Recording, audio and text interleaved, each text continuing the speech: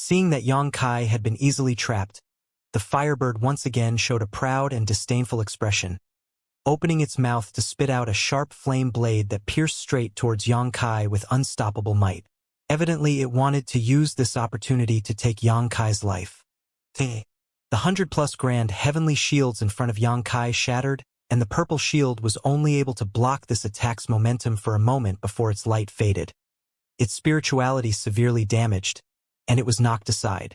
In the blink of an eye, the blade of flame arrived in front of Yang Kai and was on the verge of reaping his life.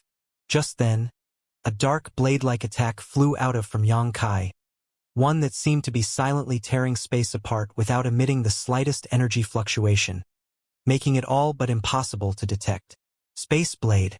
Yang Kai understood that with just spiritual energy and Saint Chi methods, he wouldn't be able to compete with this artifact spirit that actually understood how to use its own artifact refining furnace, something that came as a great shock to him.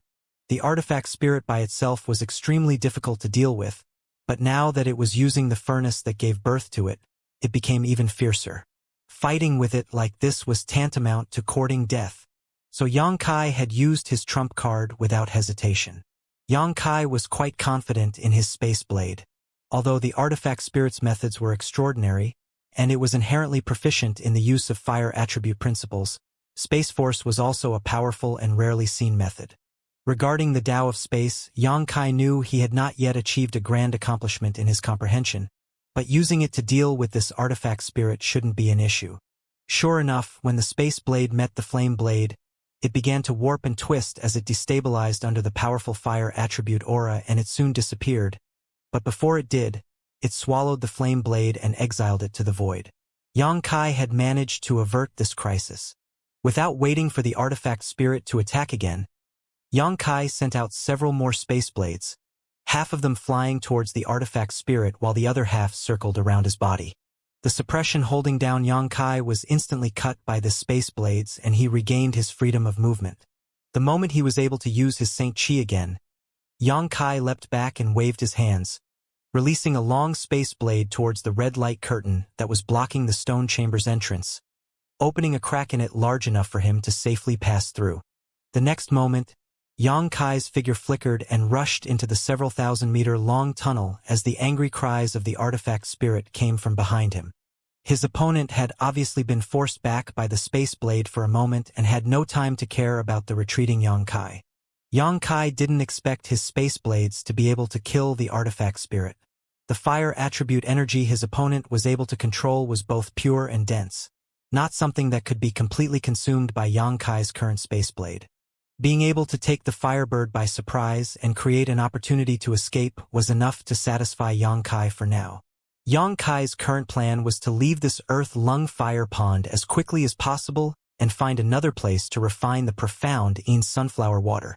Then, after his strength had improved, he could come to settle this score, if there was still time. Unsurprisingly, Yang Kai had only run less than 1,000 meters away before the Firebird overcame all of his Space Blades and a blisteringly hot aura appeared behind him. Yang Kai increased his pace, but when he looked back, his face couldn't help paling. At the end of the tunnel, the artifact spirit had transformed into a ball of red light and was chasing after him, obviously reluctant to let him escape. The entire passage filled with extreme heat. The Firebird had yet to even reach Yang Kai, yet the walls around him were already beginning to warp under the rich fire aura.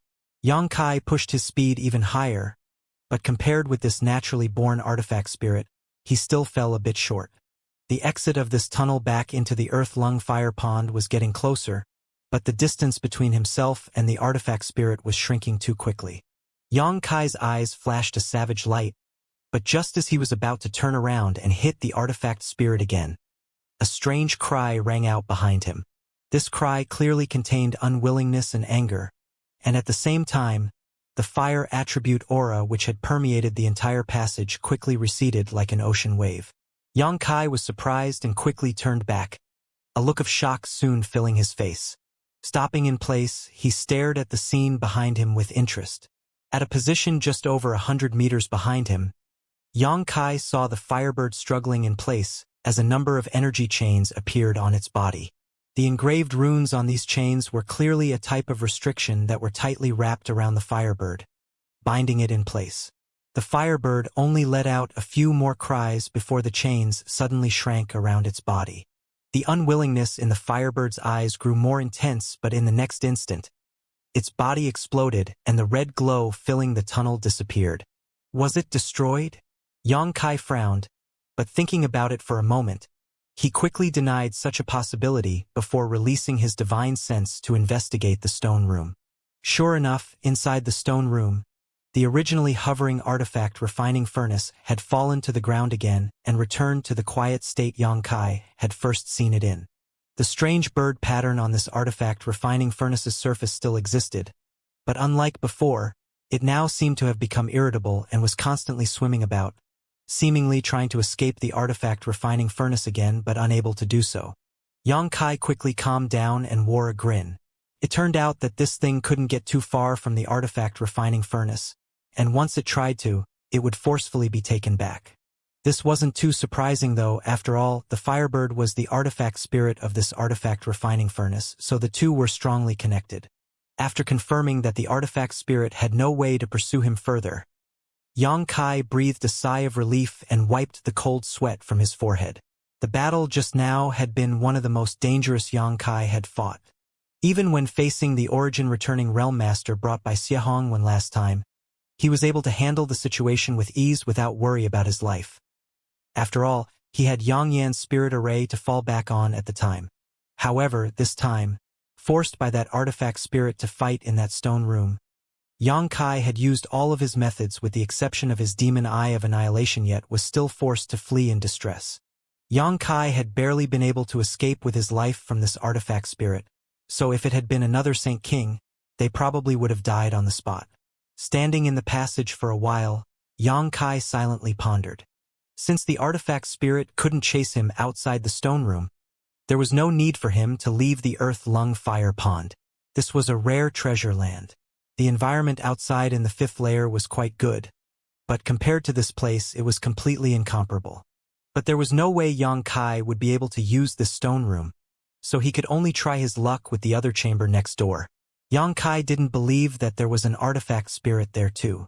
It was a stroke of heavenly fortune for such a thing to be born, so it should be absolutely impossible for there to be a second one here.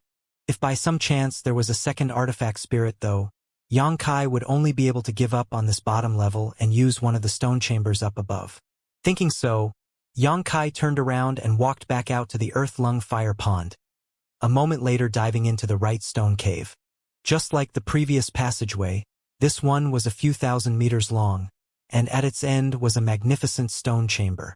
Although Xianxia didn't think there would be a second artifact spirit, he also didn't dare act carelessly.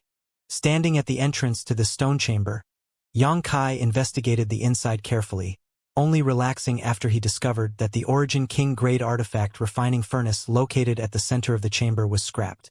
If even the artifact refining furnace had been ruined, there would naturally be no artifact spirit. When Xianxia's gaze swept across some artifact refining materials rich in aura stacked to the side of the chamber, his eyes brightened and he rushed inside to carefully check them. Sure enough, there were blessings after a disaster. Xianxia hadn't expected that in this last stone room there would be so many stored artifact refining materials. And the grades of these materials was very high, all of them at least Origin grade, while the majority were actually Origin King grade. All kinds of rare ores and materials from each of the 5 elements were present, along with numerous monster beast materials arranged in a dazzling display. Of course, although there were many materials here, some of them could no longer be used because they had been stored here for too long. Xianxia picked out the materials which were still useful while discarding the ones that couldn't be used. Smiling with satisfaction, he then continued to examine this stone room. The layout here was almost identical to the stone room on the left. At the center of the chamber was an artifact refining furnace that was several meters tall, along with a number of white orbs which were exuding the soft, soothing light.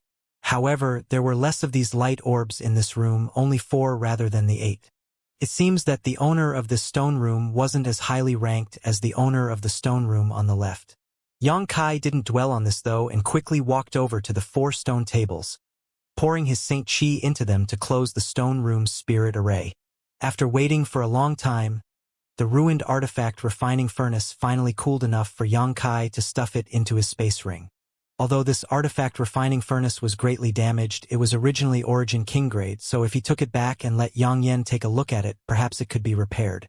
Even if it couldn't, taking it with him wasn't any extra effort. Xianxia had also collected several other damaged Origin King grade artifact refining furnaces before. After receiving the artifact refining furnace, an empty space appeared in the center of the stone room. This empty space was engraved with an independent spirit array that, although small, was extremely complex. Xianxia wasn't proficient in spirit arrays, but after entering and exiting several hundred of these stone chambers and deactivating so many normal arrays, he had gained a basic understanding of how these spirit arrays drew in and converted the pure fire attribute energy from the earth lung fire pond and channeled it into the artifact refining furnaces. Moreover, the 4 stone tables nearby had an added control effect. Depending on the number of stone tables activated, the rate and intensity of the power being extracted from the earth lung fire pond would change proportionally.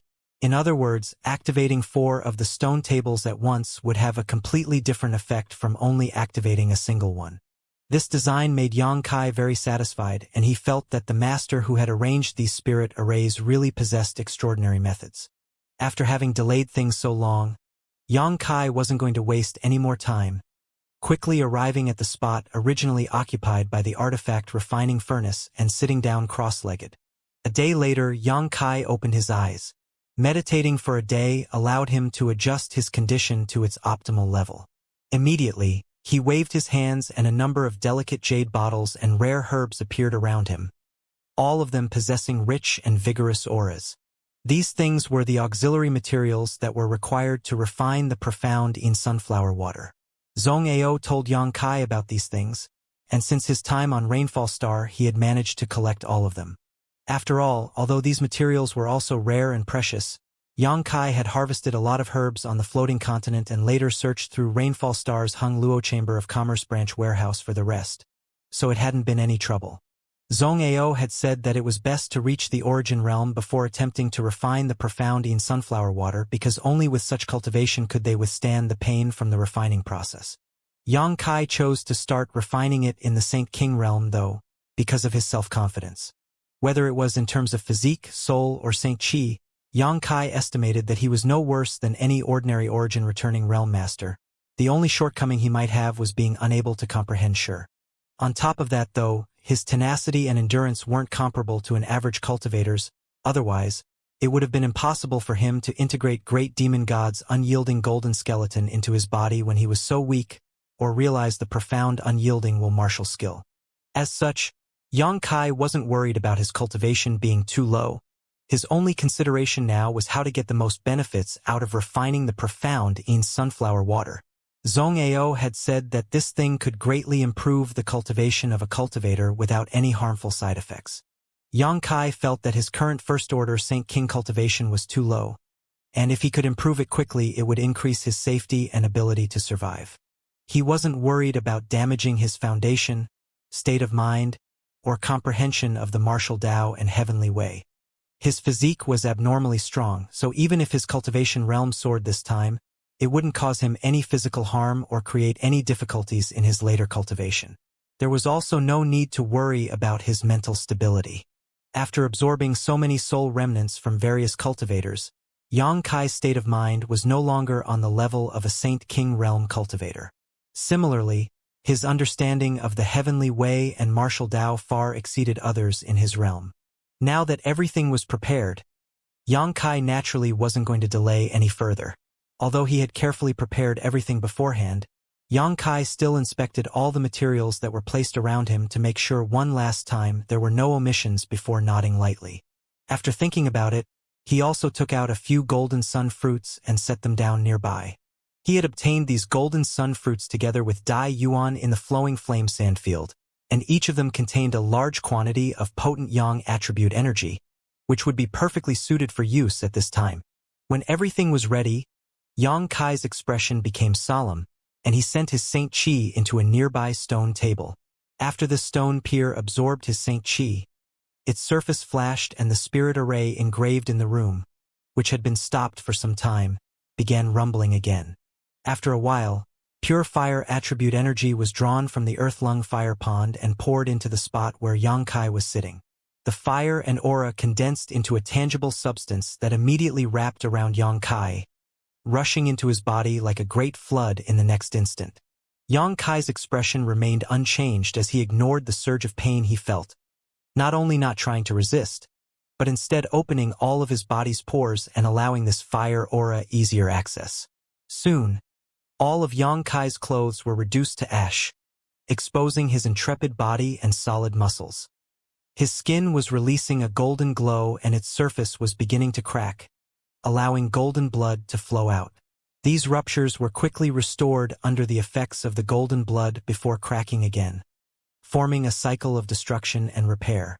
Xianxia stretched out his hand and a jade bottle which had been placed on the ground flew into it. Opening the bottle immediately, Xianxia poured the crimson-red pill inside it into his mouth before closing his eyes to refine its efficacies. After an hour, the effects were fully absorbed and were filling every bit of Xianxia's physique. He then took out a dark red spirit grass and stuffed it into his mouth. Different pills, different herbs, and even the golden sun fruits were ingested by Xianxia one after another. The entire process lasted for 3 days and 3 nights. Each time he took one of these materials, the heat pulsing from Xianxia's body increased in intensity, quickly reaching a point which would terrify any ordinary person. Every strain of Xianxia's muscles were spasming and his face had become terribly fierce, his eyes completely red as if he wanted to bite someone to death. Although his appearance was miserable, Xianxia's powerful soul cultivation allowed him to maintain his sobriety, which at this point he couldn't tell if it was a blessing or a curse. In this lucid state, Xianxia could clearly felt the efficacies of the pills and herbs he had taken colliding and mixing in his meridians and physique, inducing some incredible changes as they did. It currently felt like millions of ants were rioting about inside his body, creating a kind of torment no Saint King realm cultivator could possibly bear. No wonder Zhong Ao had repeatedly warned Xianxia to not act hastily and try to refine the profound in sunflower water before reaching the origin returning realm. That old guy really wasn't spouting nonsense. The pain he was experiencing right now would be too much for an ordinary origin returning realm master, and this was just the beginning. If not for his golden blood's incredible restorative ability, at this moment he would have to give up. Otherwise, if he continued, his body would literally explode. All the pills and herbs Xianxia used were either yang or fire attribute, and coupled with the natural fire attribute energy of this place, his body had accumulated an unimaginable amount of burning power and was bearing torment difficult to imagine. Xianxia's eyes opened again, and with a wave of his trembling hand, sent his Saint Qi into a second stone table. With a low rumble, the spirit array in the stone chamber began operating faster, and the fire attribute energy being extracted from the earth-lung fire pond increased exponentially. This time, Xianxia couldn't bear it anymore and had to release a series of miserable howls to help stabilize his mood. Not daring to delay, Xianxia pushed his Saint Qi fiercely to forcefully refine and fuse the various medicinal efficacies into every part of his physique. It was only 3 days later that Xianxia finished merging all the violent medicinal efficacies in his body and suppressed them into his meridians. Immediately, with a dignified expression, Xianxia took out a special bottle and stared at it for a moment before opening it resolutely and extracting a single drop of crystal-like liquid from it with a light jolt. The moment this drop of liquid flew out, the stone chamber, which was akin to an extremely hot furnace, was suddenly filled with a deep chill. It was obvious to the naked eye that the space surrounding this drop of liquid had been completely cleared of all burning aura, the dense fire attribute energy unable to even approach it closer than 1 meter. What was even stranger though was that after being extracted by Xianxia, this drop of liquid simply floated mid-air in front of him. Profound in sunflower water. This was a treasure that could elicit greed from an origin king realm master, and Xianxia actually had 20 drops of it. Seeing this drop of profound in sunflower water, Xianxia couldn't help thinking of that enchantress Shuiyu. At that time, that woman had deadly appeal to both men and women, and had been poisoned by this profound in sunflower water. It had taken Yang Kai extraordinary effort to awaken her. However, if it weren't for the fetters of the soul chains, Yang Kai wouldn't have cared about whether she had lived or died. After all, far from being friends, the two of them could be considered enemies. When Yang Kai left Rainfall Star, he had also been chased down by people from Hung Luo Chamber of Commerce. Slowly shaking his head to dispel these thoughts, Yang Kai no longer dallied and directly swallowed this drop of profound in sunflower water. A frigid sensation instantly spread from Yang Kai's mouth, not only showing signs of freezing his physical body but even his knowledge sea. At that moment, an extreme heat erupted from Yang Kai's body to swiftly dispel this icy cold chill. But the energy contained in this drop of profound in sunflower water was truly terrifying. As soon as the initial cold had been dispersed, an even stronger chill began diffusing through Yang Kai's body. The next moment, endless scorching power burst out. These two hot and cold forces took Yang Kai's body as a battlefield and collided with one another, neither of them dispersing the other, but instead undergoing some profound and mysterious changes. Yang Kai's solemn expression collapsed immediately, and a series of muffled roars escaped from deep in his throat while veins bulged across his skin, giving him a terrifying appearance. Holly Ka, president of Rainfall Star's Hung Lu Chamber of Commerce's branch, and a peak third-order origin returning realm master, had been injured by this profound in sunflower water and forced to cut off his own arm to save his life. If Yang Kai had not taken so many yang and fire attribute pills and spirit herbs to accumulate a terrifying scorching power inside his body, this drop of profound in sunflower water would have killed him the instant he swallowed it. The first difficulty in refining profound in sunflower water was to suppress enough burning power inside one's body. If one's physique wasn't strong enough and their soul wasn't tough enough, it would be impossible for them to even temporarily store this kind of hot energy in their meridians, much less move on to the next step of the refining. The second difficulty was the situation Yang Kai was enduring right now. He had to remain awake and alert to maximize the fusion of the hot and cold powers rampaging inside his body. If he was unable to pass this hurdle, at best he would suffer crippling injuries, while at worst his body would be completely destroyed. Inside the stone chamber, Yang Kai's bestial roars continued to resound, and his condition was extremely difficult to even understand.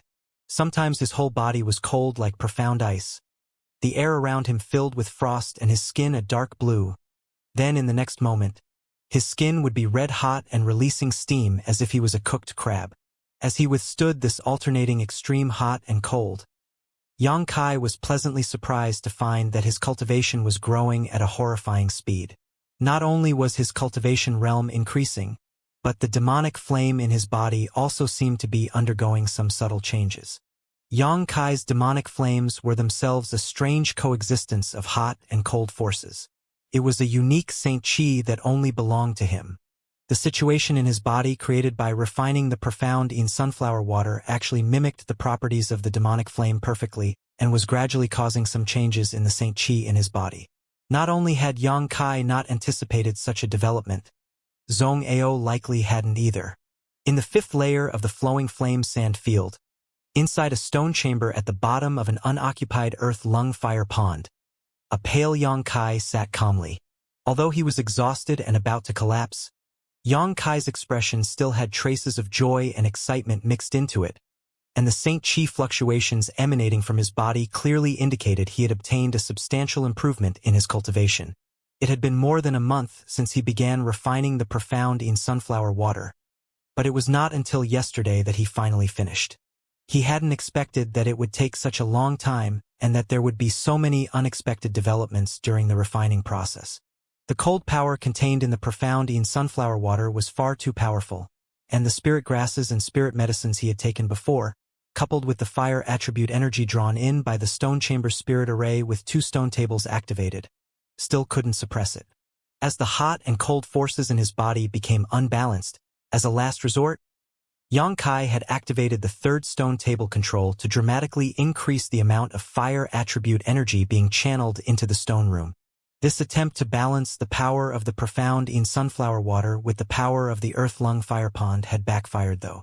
When Yang Kai activated the 3rd control table, the cold power of the profound in sunflower water was completely suppressed, and the burning power began running rampant in his body. Unable to back down, Xianxia took a second drop of profound sunflower water, but was aggrieved to discover that the initial imbalance appeared again. In the end, Xianxia had to activate all 4 of the stone tables, allowing the spirit array to extract the maximum amount of fire attribute energy from the earth lung fire pond. Fortunately, this just barely managed to balance the cold and hot forces in his body. However, doing this increased the risk and suffering Xianxia had to endure exponentially, and during this past month, he had constantly wandered the line between life and death, nearly falling over its edge several times. His strong body and powerful soul played crucial roles at the critical moment. Xianxia had to use his pure golden blood several times to repair his wounds. Otherwise, he wouldn't have been able to survive and been killed by the rampant hot and cold energies. Although it had been an incredibly dangerous and painful experience, the final result was actually quite different from Xianxia's expectations. Zhongao had praised the profound sunflower water to heaven, so naturally, Xianxia believed it to be extremely powerful and was hoping to use this refining to directly break through to the Third-Order Saint King realm and possibly even touch the threshold of the Origin Returning realm. But currently, his cultivation was only Second-Order Saint King. 2 drops of profound sunflower water, so many rare spirit herbs, pills, and all the power of the earth lung fire pond. Yet he had only broken through 1 minor realm. Nevertheless, despite his cultivation not increasing much, Xianxia had gained something else. Pondering for a moment, Xianxia opened his hand and a dark demonic flame appeared atop his palm like a burning fireball. The demonic flame looked the same as before, but it was no longer fluctuating between hot and cold, good and evil aura. Anyone who swept it with their divine sense would not just think it was a strange, somewhat malevolent-looking ball of fire, without even any kind of temperature. However, with a single thought, Xianxia transformed this indistinct demonic flame into one that emitted a bitter cold aura. With a crackling, the entire stone room filled with frost. The walls of this massive room also began to freeze over with seemingly everlasting ice, causing the protective spirit arrays to activate automatically and resist this spreading chill. Xianxia's thoughts changed again, and the icy chill instantly disappeared and was replaced by a blistering heat.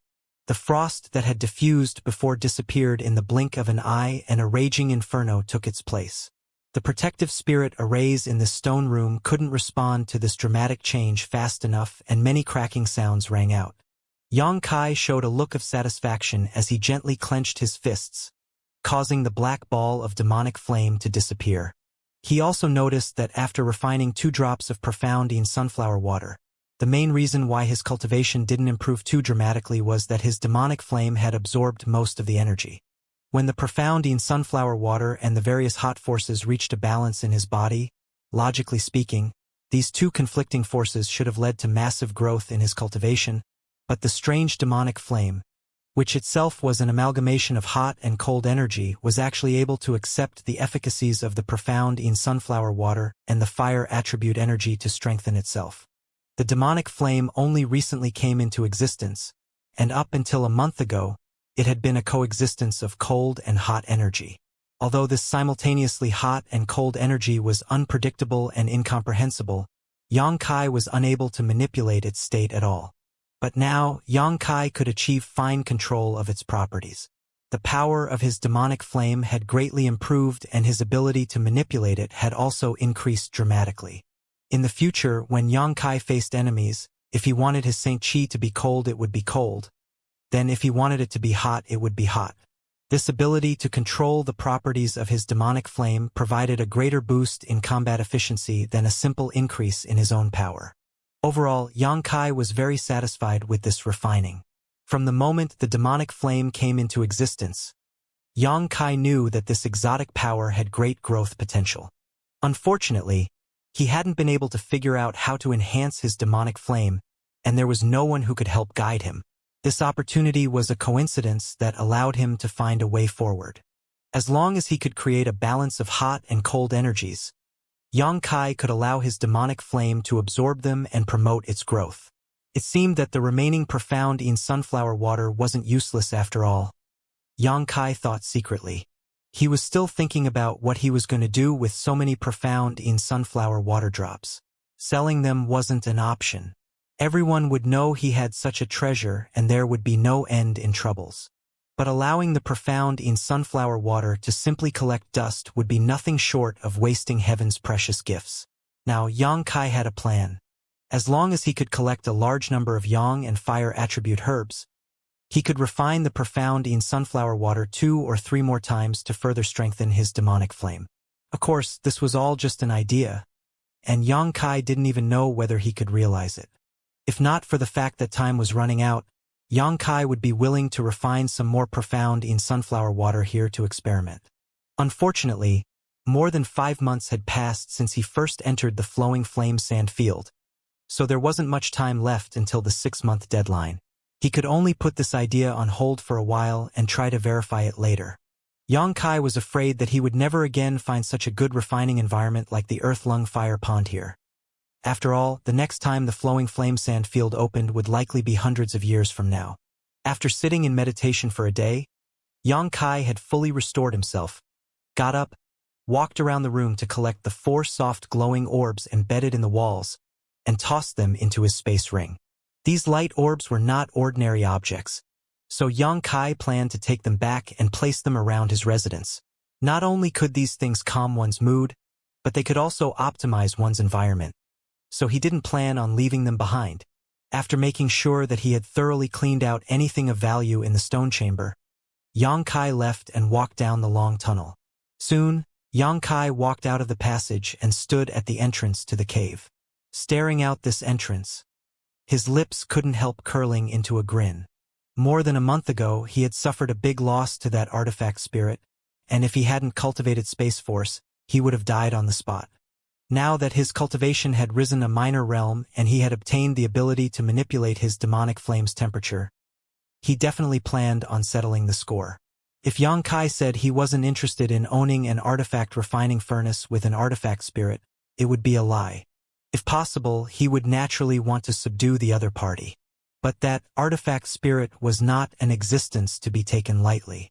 Even if Xianxia was more confident now, he knew that it wouldn't be easy to defeat it. On top of that, he needed to obtain victory swiftly because he had no idea when the flowing flame sand field would close. It wouldn't be good if he was heavily engaged with that artifact spirit, then suddenly transported outside the flowing flame sand field by the world principles here. After hesitating for a moment, Xianxia's figure flickered as he rushed directly towards the other cave. In midair, the extreme heat from the earth-lung fire pond below wrapped around Xianxia and the tangible fire attribute energy tried to incinerate his body. Xianxia immediately condensed a layer of demonic flame around his body that emitted a profound chill, and although resisting the ambient heat couldn't be considered easy, it was also not particularly difficult. Xianxia smiled happily as he realized that his demonic flame had truly become more powerful. The last time he rushed through the earth-lung fire pond, he had to act extremely carefully, but now he could traverse it with just a bit of effort. In the blink of an eye, Xianxia arrived at the left cave and stepped inside. The several thousand-meter-long passage was quickly crossed by Xianxia, and from beginning to end, the artifact spirit was completely unresponsive. But when Xianxia's figure appeared in the stone room again, the artifact refining furnace in the middle of the chamber suddenly began humming though, and its surface glowed bright red.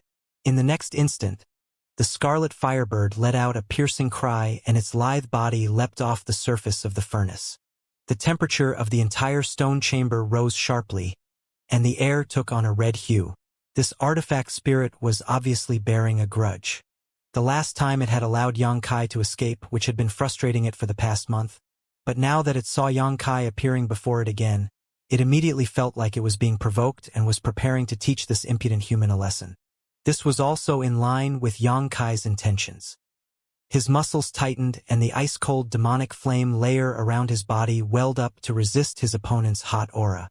Waving his hand, Xianxia condensed a heaven-punishing spear and hurled it towards the scarlet firebird. The scarlet firebird screamed in anger, seemingly annoyed that it was being underestimated, releasing a large swath of fire from its beak that it sent towards Xianxia. Xianxia sneered, not showing any intention to dodge. His heaven-punishing spear swiftly broke through the wave of flames while transforming into a black dragon. Opening its mouth, this black dragon spat out a jet of ice-cold black flame, resisting the burning hot aura before it.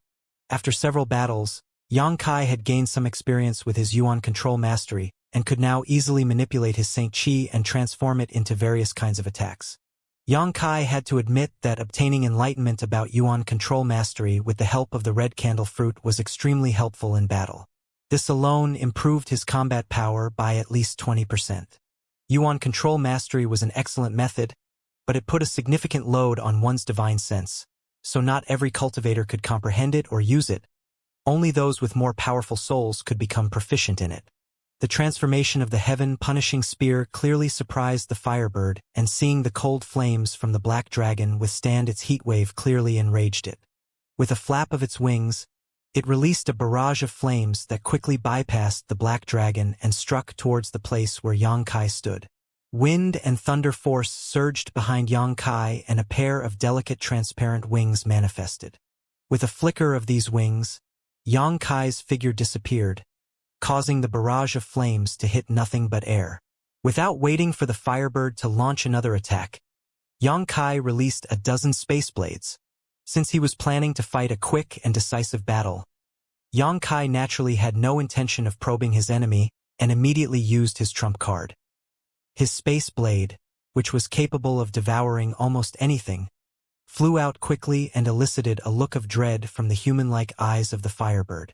Last time, it had suffered a small loss at the hands of Xianxia's space blade, and understanding the strangeness of this attack, it naturally didn't try to face it head-on, beating its wings quickly as it transformed into a streak of light and dodged to the side. Before it could completely rematerialize, though, Xianxia rapidly approached and sent a punch out towards it. With his cold flames protecting his body, Xianxia no longer feared the burning heat of the artifact spirit. After all, this artifact spirit had been born as a result of an accumulation of fire attribute energy from the Earth-Lung fire pond over a few tens of thousands of years. Since Xianxia didn't fear its source, naturally he didn't fear it either. The artifact spirit's response was also extremely quick. Seemingly aware that its situation wasn't good, it quickly solidified the air, stopping Xianxia's fist in place only half a meter away from it. The artifact spirit had used its supreme mastery of fire attribute principles to display a Sure-like power again. Pa pa pa. There was a burst of explosions in the air, and the intensity of the fire attribute aura in the stone chamber instantly rose several levels. Xianxia instantly pushed his Saint Qi to its maximum, releasing a frigid aura from his body that quickly broke through the imprisonment of the artifact spirit and restored his freedom. The last time he was bound by the artifact spirit's power, Xianxia had to use his space force to cut it off. But this time, just using his cold flames was enough. The reason for this was obviously because the cold energy conflicted greatly with the fire attribute principles the firebird used to immobilize him. Grinning, Xianxia flicked his wrist, and before the firebird could fully manifest its body, a black spear blasted towards it. The artifact spirit's body had just fully appeared when it was penetrated by the black spear, causing it to release a piercing cry. Its two small eyes immediately filled with anger and panic. It seemed to not understand why, after disappearing for only just over a month, this human it was easily able to defeat suddenly had the ability to fight with it on even ground. This artifact spirit didn't have a physical body, so even if it was penetrated by a heaven-punishing spear, its life wasn't in any danger. But the ice-cold energy contained in this heaven-punishing spear made the artifact spirit quite uncomfortable and also caused its figure to fluctuate. Only after wriggling about for a while did it finally manage to restore its original appearance. Xianxia's move completely angered the artifact spirit. With its body shaking, it condensed a large number of feathers out of pure fire aura and shot them towards Xianxia. Xianxia's leisurely expression instantly became serious as he realized the horrifying killing power behind these flame feathers. He didn't dare to hesitate. Condensing numerous grand heavenly shields, Xianxia also summoned a dozen peaks from the 100 Mountains picture to protect himself. With a thunderous boom, the grand heavenly shields were all crushed and the phantom peaks from the 100 Mountains picture were also severely damaged, disappearing in the next instant.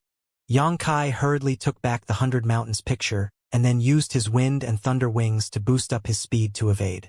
The stone room shook violently under this impact, and the surrounding protective spirit arrays once again activated, preventing the chamber from being completely destroyed, but still suffering significant damage under the bombardment of the flame feathers.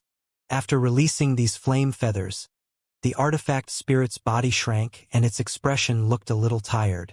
Obviously, these flame feathers weren't an ordinary attack and had most likely been condensed from the artifact spirit's very essence. The flame feathers which had missed their mark, however, didn't disappear and instead changed direction and chased after Xianxia like dazzling crimson daggers, clearly wanting to ruthlessly pierce him through. When Xianxia realized he couldn't escape, a dignified look appeared on his face and he abruptly came to a halt, turned around, and silently stared at the flame feathers rushing towards him. When these feathers closed to within 10 meters of his position, Xianxia suddenly stretched out his hands, as if he was trying to grab the air itself, and then ripped them left and right like he was tearing something. A large void crack was torn open by Xianxia, like the great maw of a beast, and welcomed the flame feathers.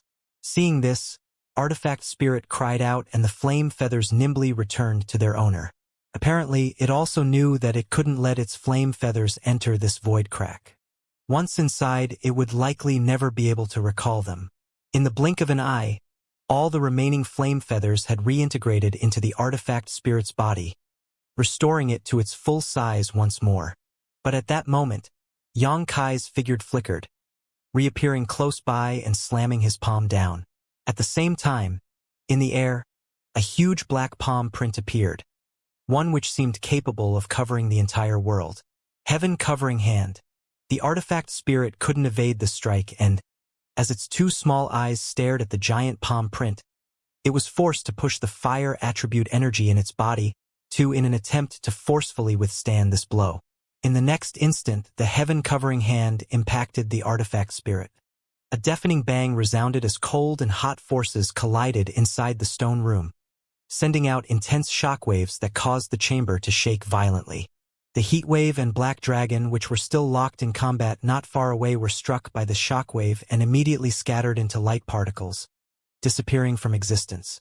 After everything calmed down again, the artifact spirit hovered in the air while Xianxia stood several dozen meters away, staring at it coldly. The artifact spirit's physical appearance didn't seem to have changed much, but its red glow was now obviously much dimmer than just now. Clearly, it had suffered damage under Xianxia's attacks a moment ago. I don't know what level your sentience has reached or if you can understand me, but if you are willing to surrender without a fight, I can spare your life. If you refuse, I can only act ruthlessly. If you choose the latter, you'll have to suffer a lot, and it will likely result in severe damage to your foundation, Xianxia said faintly. This artifact spirit had indeed achieved a high degree of sentience, but Xianxia wasn't sure if it was capable of understanding his words. After all, this guy had been tethered to an artifact refining furnace for tens of thousands of years and may not have ever interacted with other living things. What surprised Xianxia, however, was that after he had said this, rage flashed across the small eyes of the artifact spirit. It really could understand him. The next moment, an angry cry came from its mouth, and the artifact refining furnace, which had been silently sitting in the center of the stone room, buzzed loudly. The artifact refining furnace then became red-hot in an instant, and a wave of heat suddenly shot out from it and poured into the firebird's body. The artifact spirit, which had originally been slightly injured, was supplemented by the furnace that gave birth to it and suddenly recovered, its body growing even larger than before as it hovered over top Xianxia's head. Its wings spread out broadly, covering half of Xianxia's vision. As this was happening, Xianxia just watched quietly, without any intention of interfering. Not only did he not attempt to stop the artifact spirit, a hint of pity flashed across his eyes. In the end, an artifact spirit was just an artifact spirit. Although it had achieved sentience, its battle experience was far less than Xianxia's. Xianxia was waiting for this moment. After battling the artifact spirit last time, Xianxia understood that this artifact refining furnace was unusual, and relying on it, the artifact spirit could instantly supplement and strengthen itself. However, there was definitely a limit to this, and it was impossible for it to supplement the consumption of the artifact spirit endlessly. Therefore, Xianxia had fought violently at the beginning in an attempt to force the artifact spirit to use the reserve stored inside the artifact refining furnace. If it hadn't resorted to using the fire attribute energy stored in the artifact refining furnace, Xianxia would have no way of carrying out the next part of his strategy. Now that it was using the artifact refining furnace, though, how much fire attribute energy would still be left inside it? From the corner of Xianxia's eyes, he secretly glanced towards the huge Origin King grade furnace. After its body became huge, the artifact spirit regained its proud expression and its small eyes filled with disdain. However, before it could show off its power, Xianxia disappeared from where he was standing, and when his figure reappeared, it was already standing beside the furnace. Immediately, under the horrified gaze of the artifact spirit, a ball of demonic flame emerged from Xianxia's palm and shot fiercely towards the artifact refining furnace. In an instant, the artifact refining furnace was wrapped in demonic flame, after which Xianxia ferociously pushed his Saint Qi as he poured his strength into the furnace. The ice-cold flames exerted their full power at this moment, and in the blink of an eye, the massive artifact refining furnace's surface began to freeze, and frigid black energy continuously spread toward its interior. Up above, the artifact spirit seemed to suffer severe damage, its massive red body suddenly trembling violently as a hue of cold, black light emerged from its figure. It now knew what Xianxia was trying to do. The artifact refining furnace was the vessel that gave birth to it. It was the artifact spirit of this artifact refining furnace, so once the artifact refining furnace received an attack or was damaged, there was no way it would remain unharmed. It could be said that Xianxia didn't need to confront it at all. He only needed to deal with the artifact refining furnace. This was probably the greatest sadness of an artifact spirit. No matter how powerful in existence it was, it could never fully control or display its own strength. The artifact spirit warped and distorted. Xianxia's actions had made it enraged, but the chill that spread from inside its body also made it extremely frightened.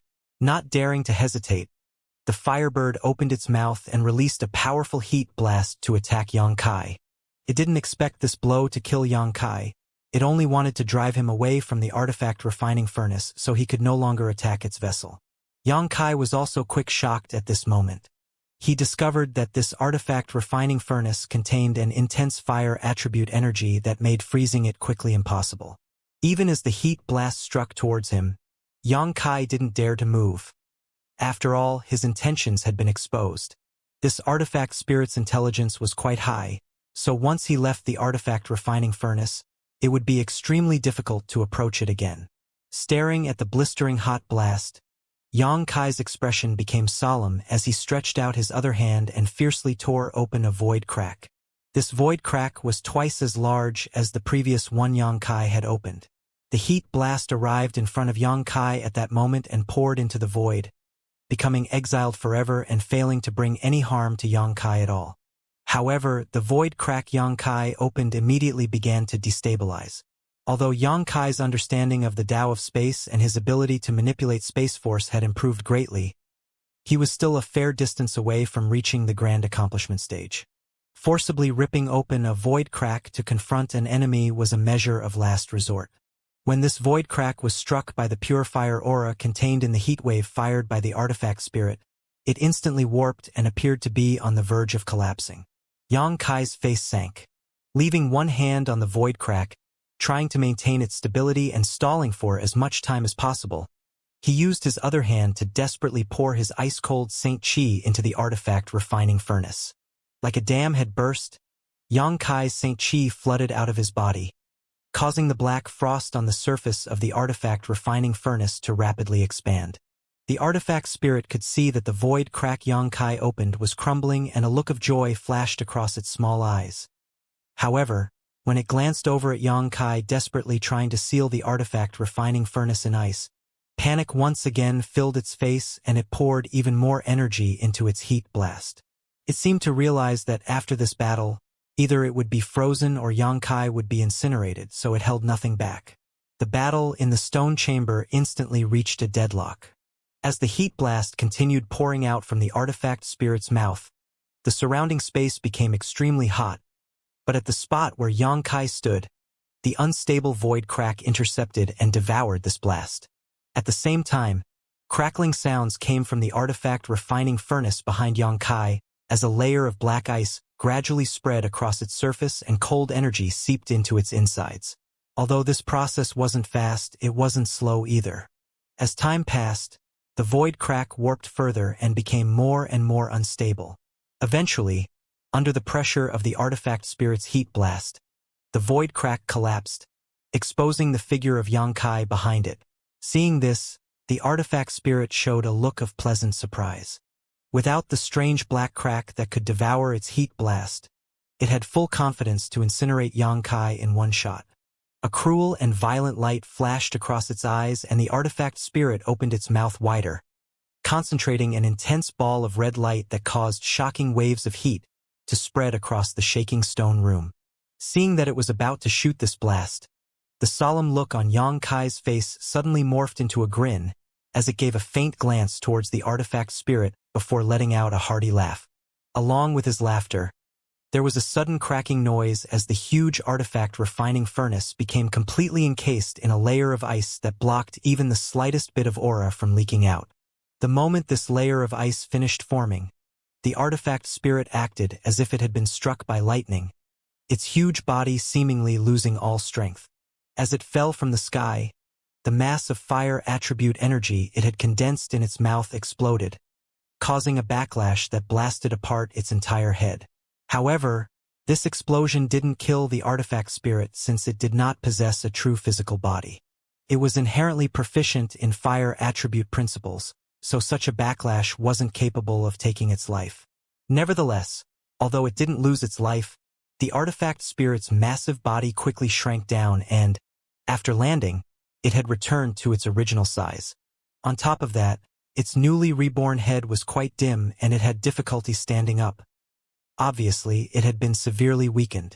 It stood there silently, staring at Xianxia with hatred and resentment, its two small eyes shifting back and forth, its thoughts at this moment a complete mystery. Suddenly, it spread its wings and transformed into a streak of red light that rushed towards the artifact refining furnace. It wanted to return to the vessel it was born from. Naturally, Xianxia wasn't about to let it succeed.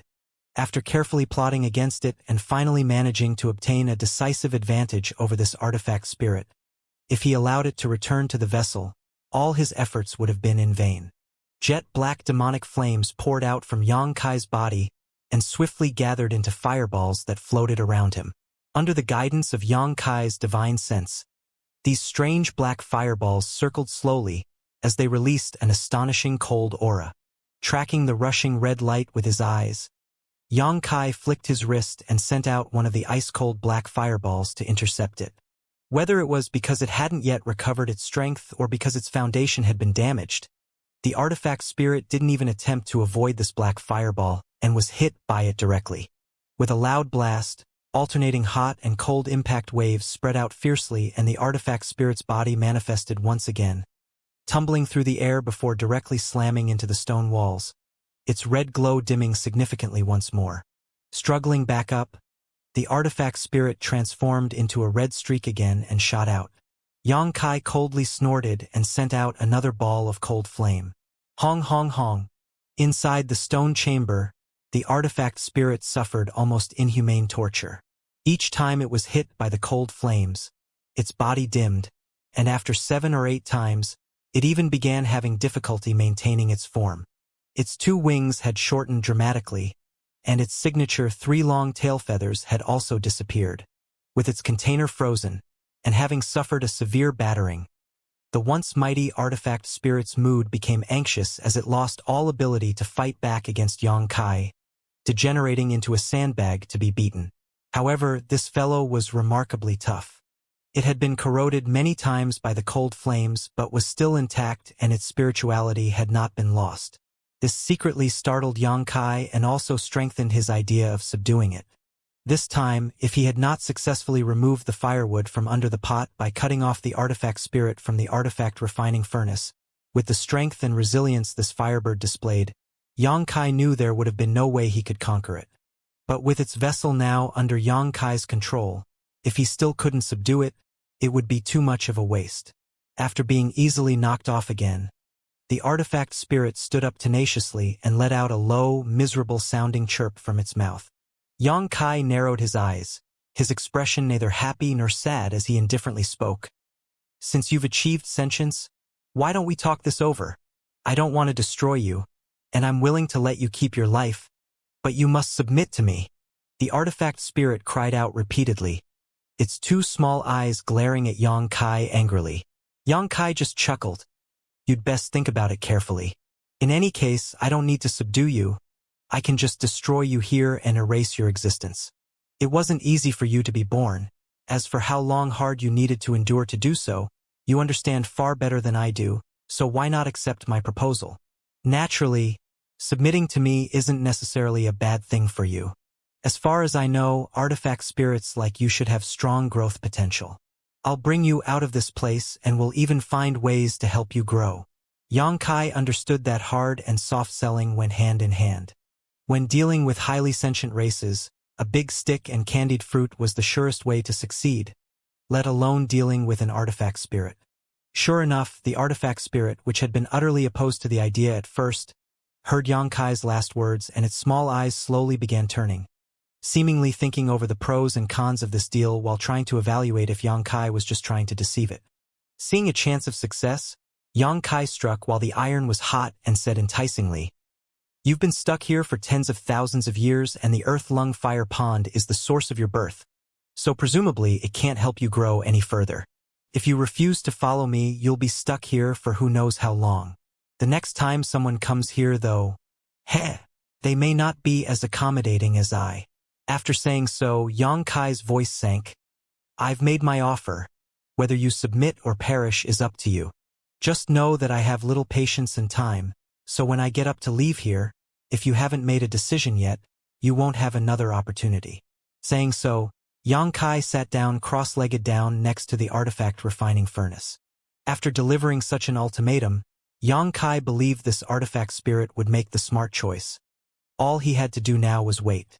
The artifact spirit stood in the corner of the stone room, its eyes shifting back and forth between Yang Kai and the artifact refining furnace which was sealed in black ice, its expression changing constantly as it weighed its options. The stone room suddenly became quiet. Yang Kai didn't try to urge the artifact spirit further as he believed that after suffering so much and with the damage to its strength, it wouldn't dare try to overtake him again and would remain where it stood. Half a day passed by before Yang Kai opened his eyes once more, glanced over at the artifact spirit coldly, and stood up. This time, without waiting for Yang Kai to say anything, the artifact spirit let out a crisp cry. Although Yang Kai couldn't tell what it meant exactly, he could still figure out its intentions and nodded. I mean what I say. As long as you are willing to follow me, I will definitely help you grow and evolve. And, right, I forget to tell you, I have another companion like you that, after many years managed to obtain sentience, a divine tree, but right now it's in a deep sleep as it evolves. You'll be able to meet it in the future and communicate with it, and at that time you'll be able to know what kind of person I am. The artifact spirit once again tweeted, but this time it had a docile tone to it. Yang Kai grinned and said, Good, since you're willing, let go of your soul's defenses so I can place a restriction on you. You can rest assured that this won't harm you. It's just a little method to protect against contingencies. The artifact spirit hesitated for quite some time before finally releasing its soul's defenses. Yang Kai immediately sent a burst of spiritual energy into its soul. Great heavenly attraction from the 9 heavens divine skills was a special soul skill that allowed one to take control of another's soul brand. Although the 9 heavens divine skills were only a set of martial skills from Tong Xian realm, Yang Kai's divine sense was incredibly powerful, so he didn't fear suffering backlash after using it on this artifact spirit. Soon, everything was in order, and Yang Kai retrieved the artifact spirit's soul brand and sealed it inside his own knowledge sea. This way, he could control the artifact spirit's life or death, and once it revealed any sign of treachery, Yang Kai could immediately terminate it. After losing its soul brand, the artifact spirit wore an unhappy look, flapping its wings and crying out constantly towards Yang Kai. Yang Kai knew it was in a bad mood, but he didn't care. Waving his hand, he melted the layer of ice surrounding the artifact refining furnace. Now that he had subdued the artifact spirit, there was naturally no reason to continue freezing this furnace. Although freezing this artifact refining furnace wouldn't deal any significant damage to the artifact spirit, it still had some impact. Seeing that its vessel was no longer under threat, the artifact spirit's annoyance and anger dulled significantly, but it was still behaving a bit unruly. Yang Kai thought about it for a moment before stretching out his finger and forcing out a drop of golden blood, turning to the artifact spirit and asking, "Do you want this?" Last time, the divine tree had swallowed 2 drops of his golden blood and immediately fell into a deep slumber to evolve which it had yet to awaken from. His golden blood being helpful to the divine tree Yang Kai could understand. After all, each drop of golden blood contained a massive amount of vitality. Whether it would be of interest to the artifact spirit, though, was uncertain. If it did, though, it would definitely make things easier in the future. To Yang Kai's surprise, the golden blood's rich vitality, which he thought wouldn't be of much use to the artifact spirit, was apparently quite attractive to it. After seeing this drop of golden blood, the artifact spirit's eyes lit up and it transformed into a streak of red light that immediately rushed over towards Yang Kai. Yang Kai instinctively condensed his Saint Chi, but after realizing that the artifact spirit wasn't emitting any malicious intent, he relaxed his vigilance. The stream of red light flew past Yang Kai's hands, taking the drop of golden blood along with it. A moment later, the artifact spirit reappeared nearby and its dim body, which had clearly suffered much damage, began restoring itself at a speed visible to the naked eye, soon after seemingly recovering quite significantly. Yang Kai was stunned. He had taken out a drop of golden blood because it was the most precious treasure he had on him that he was willing to part with. He had only done so as an experiment and hadn't expected it to really be of great help to the artifact spirit. But thinking about it again, Yang Kai quickly understood. Although this artifact spirit didn't have a physical form and its vessel was an inanimate artifact, since it had obtained sentience, it couldn't be considered an ordinary artifact spirit. As long as the relationship between itself and its vessel could be severed and it could find a suitable body, it could become a true living being. Since it could obtain true physical existence, of course the golden blood would have some effect on it. However, after swallowing the drop of golden blood, the artifact spirit didn't experience much change and showed no signs of becoming stronger, only its foundation and essence recovering somewhat. At this point it tilted its head slightly to Yang Kai, putting on a flattering and begging expression, seemingly wanting to obtain another drop of golden blood from Yang Kai. Yang Kai couldn't help laughing as he realized that the artifact spirit he had subdued this time had indeed achieved a high level of intelligence. However, this wasn't that surprising as this artifact spirit had existed for tens of thousands of years. If it hadn't, he wouldn't have struggled with it so much. "I don't have any more golden blood, but I do have this," Yang Kai said as he took out a bean-sized fire crystal stone and tossed it over. His golden blood was too precious, so naturally, it was impossible for Yang Kai to satisfy the appetite of this artifact spirit. Instead, deciding to give it a fire crystal stone he obtained from a 6th-order fire spirit beast. Currently, Yang Kai's space ring contained many of these things, so parting with 1 or 2 wasn't an issue. When the artifact spirit saw the fire crystal stone, it turned into a flare and wrapped up the crimson stone. When it rematerialized, the fire crystal stone was gone. Smacking its beak a few times, the artifact spirit seemed a little dissatisfied. Anyone who had eaten a great delicacy and then ate some ordinary tea snacks would behave like this. "All right, that's enough for now. Go back to your container. I need to leave this place." Yang Kai wasn't going to give it any more benefits right now. He had yet to completely conquer this artifact spirit, and it was only because he had control of its soul brand that it was obeying him, unlike the divine tree which Yang Kai wouldn't hesitate to help. Listening to Yang Kai's instructions, the artifact spirit didn't immediately obey, but instead let out a loud cry before turning into a ball of flame and circling around the 4 stone control tables inside the stone room. Yang Kai frowned for a moment but quickly understood its meaning through his special connection with the artifact spirit, hesitantly asking, "You want me to activate the spirit array? The artifact spirit circled once more before floating down in front of him, seemingly indicating Yang Kai was right. All right? Yang Kai didn't hesitate, reaching out and injecting his Saint Chi into the 4 stone tables and opening up the stone chamber's aura channeling spirit array to its maximum. In the next instant, a steady stream of pure fire attribute energy from the earth lung fire pond was extracted and poured into the artifact refining furnace. The artifact spirit's figure flashed and it swiftly dove down into the ground, not explaining what it was trying to do. Yang Kai wasn't worried it would run away though. Forget about the fact that he had its soul brand, its vessel was still here. A moment later, Yang Kai's face changed and he stared intently towards the artifact refining furnace. He didn't know what the artifact spirit had done, but the pure fire attribute energy suddenly became several times fiercer, causing the various protective spirit arrays around the stone room to creak under the pressure. All of the fire attribute energy was drawn into the artifact refining furnace, causing it to shake unsteadily, as if it might explode at any time. At the same time, ancient runes and energy chains began appearing on the surface of the furnace. Yang Kai stared fixedly. He had seen these energy chains once before. They were the shackles which had appeared a month ago when the artifact spirit had chased him out of the stone chamber.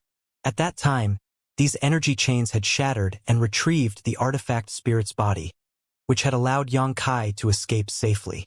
Now that they had appeared before his eyes again, Yang Kai immediately understood what was happening. It turned out that this artifact refining furnace had been locked in place in the stone room with a kind of powerful spirit array. Does this mean that this artifact spirit was born tens of thousands of years ago? The original owner of this artifact refining furnace locking it in place here must have been so that the artifact spirit didn't try to carry it out from the stone chamber. If this hadn't been done, with the artifact spirit's ability, it would certainly be able to bring the artifact refining furnace out of this earth lung fire pond and not been trapped here all alone for tens of thousands of years. After thinking about it, Yang Kai laughed bitterly. It seemed that if he wanted to take this artifact refining furnace with him, he first had to destroy this spirit array. The artifact spirit must not have the ability to unlock these chains. Otherwise, it would have escaped from here long ago. Yang Kai silently grumbled that he hadn't gotten any help from this artifact spirit yet and was instead being put to work for it. A red light flashed from the ground and the artifact spirit appeared again, screeching at the chains binding the artifact refining furnace. Yang Kai knew what it wanted to say and didn't hesitate to use his cold flames to bombard these energy chains. Although this spirit array was exquisitely arranged and was also quite solid, in the end, it was just an inanimate formation. Half a day later, the energy chains finally broke apart under the constant hammering of Yang Kai's black flames. Seeing this, the artifact spirit, who had been standing beside him, let out a cry filled with infinite joy before plunging into the artifact refining furnace. The vessel and the artifact spirit merged into one at this time, and the intense fire aura it radiated made Yang Kai pale. Only now did he understand that because of these energy chains, the artifact spirit had been unable to display its full strength. If it had, who won and who lost in their last fight might have been different. Fortunately, this restriction had given him an opportunity to subdue the artifact spirit. At this point, Yang Kai said a silent thanks to the original owner of this artifact refining furnace. Just as he was getting over his initial surprise, Yang Kai watched the massive artifact refining furnace slowly lift up into the air before rapidly revolving and shrinking down. Soon, the huge artifact refining furnace became small enough to fit in the palm of Yang Kai's hand. A light flashed and the artifact refining furnace flew to Yang Kai. Then, from the furnace, a crimson-red figure shot out. Yang Kai took a soft breath before taking the small furnace in front of him and putting it into his space ring. He did not put the artifact refining furnace into his black book space because there were too many precious things inside it. This artifact spirit didn't look like an obedient fellow, so if Yang Kai admitted it into his black book space, he couldn't be sure if it would stay away from his valuables. After receiving the artifact refining furnace, Yang Kai also took down the 8 light orbs embedded in the stone wall and threw them into his space ring before leaving the stone room. There was no need to remain here anymore. Every stone room in this earth lung fire pond had been cleaned out by Yang Kai and everything of value now belonged to him. It would be a waste of time to stay any longer. Soon, Xianxia came to the entrance of the cave and looked up, barely able to see the top of the pit. He was a few thousand meters down from the surface, and the molten lava in the earth-lung fire pond would erupt from time to time, so it would be a bit troublesome and possibly dangerous to climb all the way back up. After thinking about it, though, Xianxia's eyes lit up and he took out the artifact refining furnace again. He remembered that the artifact spirit was able to fly just now, and although it had only been flying around the stone room, that should mean it wasn't bound by the unique world principles of this place. After some communication, Xianxia was overjoyed to learn the artifact spirit could fly out directly, so he no longer hesitated and had it carry him out. A moment later, somewhere amidst the 5th layer of the flowing flame sand field, a red light burst from the ground, and below this red light was Xianxia with his hand covered in ice-cold black flame, grasping the artifact spirit's claws. As soon as it rushed out of the earth-lung fire pond, the artifact spirit let out a loud, piercing cry, as if it had just gained a new life, spreading its wings and soaring up into the sky. But a moment later, after reaching a height of 10 meters or so, the artifact spirit came to an abrupt halt, staggered, fell to the ground, and face-planted. Xianxia saw this and immediately understood that the artifact spirit wasn't free from this place's world principle restrictions, but was only less affected by them, allowing it to fly, just not very high. Xianxia wanted to take the artifact spirit back into his space ring, but after it finally gained its freedom, it was unwilling to be restrained anymore. Instead, it transformed into a miniature firebird and stood on Xianxia's shoulder, using its pointed beak to comb his hair, putting on a determined display of flattery. No matter how Xianxia tried to persuade it, it refused to return to the artifact refining furnace. Xianxia didn't want to waste time arguing with it, so he simply let it be. He couldn't put the artifact refining furnace into his space ring though, otherwise, the artifact spirit would be forced to return to its vessel. So instead, Xianxia stored it into his sleeve before slowly taking a look at his surroundings. The 5th layer was still the same as it was a month ago, visible waves of heat and unbearable fire poison everywhere with dark reddish hues as far as the eye could see. However, Xianxia found that it was now much easier for him to resist the harsh environment here. His strength had increased and his cultivation had improved by a minor realm, but the biggest reason Xianxia was able to resist the environment here was that his control over his demonic flame had grown remarkably. More than a month ago, Xianxia was unable to manipulate the properties of his demonic flame, so although it was both dense and potent, using it to resist the environment of the 5th layer was quite laborious. Today, though, Xianxia could determine whether his demonic flame was hot or cold, transforming it with a single thought. With the ice-cold flames protecting his body, he was no longer afraid of the fierce heat waves and fire poison around him, and was able to keep all of it at least half a meter away from himself. Standing in place, Xianxia pondered for a while, but after understanding what was happening, he couldn't help feeling jubilant. Moreover, his worries about time seemed to be unnecessary. Even after refining the profound in sunflower water, the flowing flame sand field hadn't closed. Calculating it though, the closing should be within a few days. With several days of time left, Xianxia naturally had no interest in returning to the 4th layer and instead wanted to continue deeper to see if there really was a 6th layer. If there was, he wondered what kind of scene it would be. If the power of his demonic flame hadn't improved so dramatically, Xianxia would definitely not try to reach the 6th layer. Before, when he came here, it had been impossible for him to continue forward. But now that he had his ice-cold flames to guard his body, Xianxia was confident he could explore further. No one had explored past the flowing flame sand field's 3rd layer barrier for tens of thousands of years, and each subsequent layer had been filled with amazing wealth and opportunities. The red candle fruit had appeared in the 3rd layer, and the huge ancient sect ruin had appeared in the 4th layer. Unfortunately, Xianxia didn't have the ability to access that sect ruin, so he could only stare at it from afar and sigh. The 5th layer had an earth-lung fire pond as well as an Origin King-grade artifact refining furnace that had formed an artifact spirit. If there really was a 6th layer, there would no doubt be some good things there. Making up his mind, Xianxia no longer hesitated. Time was precious now, as the flowing flame sand field would soon close. Taking out his Yuan magnetic compass from his space ring, Yang Kai determined his direction before setting off. With his cold flames protecting him, it was truly quite easy for Yang Kai to walk through the fifth layer, and the excessive consumption of Saint Qi he experienced before did not happen again. Yang Kai also constantly used his demon eye of annihilation to avoid invisible barriers and dangerous spirit arrays. Along the way, Yang Kai didn't encounter any danger at all though, and even the artifact spirit remained docile, only occasionally flying out for a moment before quickly returning and squatting on Yang Kai's shoulder. It seemed that it also knew that this place had its hazards, so it didn't dare run about freely. For 3 days, Yang Kai walked through the fifth layer. If it weren't for the Yuan magnetic compass though, he would have quickly become lost in this scorching world. On this day, while Yang Kai was walking, the artifact spirit crouched on his shoulders suddenly stood up and let out a series of rapid cries, its 2 small eyes staring forward with extreme alert. Yang Kai was surprised by this development and quickly stopped before using his demon eye of annihilation to sweep the area. However, upon not discovering anything wrong, his expression couldn't help but sink.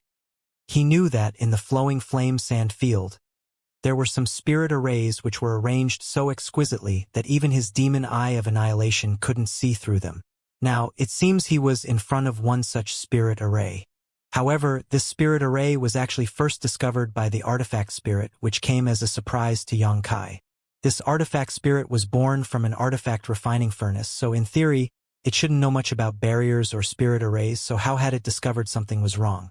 Yang Kai turned his head and looked at it somewhat suspiciously, but the artifact spirit still kept tweeting, seemingly wanting to convey a warning to Yang Kai. Yang Kai frowned, but after a moment, his expression suddenly dropped. You mean, we're already inside the formation? The artifact spirit no longer spoke, its silence giving Yang Kai his answer. That can't be. Yang Kai's face changed. All along the way, he had been extremely cautious and never entered any place that seemed remotely dangerous. He only took routes that he thought were extremely safe, but if what the artifact spirit was saying was true, he had most likely stumbled into some kind of spirit array completely without knowing it. Turning around, Yang Kai couldn't find anything special about his surroundings. This place was like any other, an extremely harsh dark red wasteland. There wasn't even a dangerous aura in the air. This might be a type of bewildering array or illusion array. Yang Kai didn't think the artifact spirit would be making such a fuss for no reason, so he could only think of such a possibility, but when had he fallen into this spirit array? On top of that, if even the demon eye of annihilation couldn't see any flaws in this spirit array, how was he supposed to escape from it? If this was really the case, Yang Kai could only wait for the flowing flame sand field to close and allow the world principles to teleport him out. Fortunately, that would happen within a few days, so Yang Kai wasn't particularly worried. While preparing to sit down cross-legged and wait out the remaining time though, the artifact spirit on his shoulder suddenly let out a cry and transformed into a red streak of light that shot out towards a certain direction. Yang Kai frowned but didn't force it to return because he was faintly aware that it had discovered something, so he decided to wait and see. What was strange though was the artifact spirit disappeared from Yang Kai's sight after about 1,000 meters. However, from time to time he could still hear its cries and, judging from them, Yang Kai knew it hadn't gone far from his current position. Yang Kai suddenly felt relieved. A short time later, a fierce burst of fire attribute energy occurred, and in the next instant, the entire world seemed to distort. After these distortions appeared, Yang Kai was able to see some flaws in the spirit array with his demon eye of annihilation. The artifact spirit hadn't been making a fuss for no reason, they really had stepped into an illusion array. But as for when that happened, Yang Kai didn't know. The various distortions around him were obviously not normal and were obviously the result of some kind of mirage. As the fire attribute energy fluctuations became more and more violent, the distortions also became more obvious. The harsh surroundings began to crack and the earth and the sky took on the appearance of a broken mirror. Not long after, with a loud cracking sound, the world around Yang Kai suddenly shattered and turned into scattered points of light. At the same time, the harsh environment Yang Kai was standing in disappeared completely and was replaced by an extremely lush and beautiful landscape filled with rich world energy aura. Yang Kai couldn't help but gawk, subconsciously thinking that this might be another illusion array. But when he looked back, his brow couldn't help furrowing. About 10 kilometers behind him, there was a red light curtain beyond which a dark red scorched landscape filled with swirling fire auras lay. That was clearly the 5th layer of the flowing flame sand field. Thinking about it for a moment, Xianxia suddenly had a thought. Had he actually walked out of the 5th layer and arrived in the 6th layer? The place where he was currently standing was clearly the 6th layer he had hypothesized existed. Xianxia could tell because the world energy aura here was significantly richer than around the rolling mountains of the 4th layer's sect ruin. Xianxia didn't know when he set foot into the 6th layer, but he surmised that the moment he did, he had been enveloped in the illusion array, making him believe he was still traversing the 5th layer. The mirages around him having been dispelled indicated that the illusion array had been broken. Xianxia turned his head again and sure enough, a red flash of light was flying straight towards him. A moment later, the artifact spirit's body reappeared, but now it had a fist-sized, hexagonal crystal in its mouth. At first glance, Xianxia realized that this crystal was a bit abnormal, because he couldn't tell what color it was. Saying it was completely pure and colorless seemed right, but saying that it was a brilliant purple or red also seemed appropriate, an incredibly strange phenomenon. Just as he was preparing to probe this crystal more carefully, Xianxia's heart suddenly clenched tightly as he witnessed a burst of black qi erupt from it, transform into innumerable evil spirits, and rush towards him. Xianxia was shocked and quickly waved his hand to condense countless balls of demonic flame to intercept these terrifying spirits. Strangely though, these evil spirits, which seemed so imposing, actually shattered as easily as the moonlight reflected on a pond.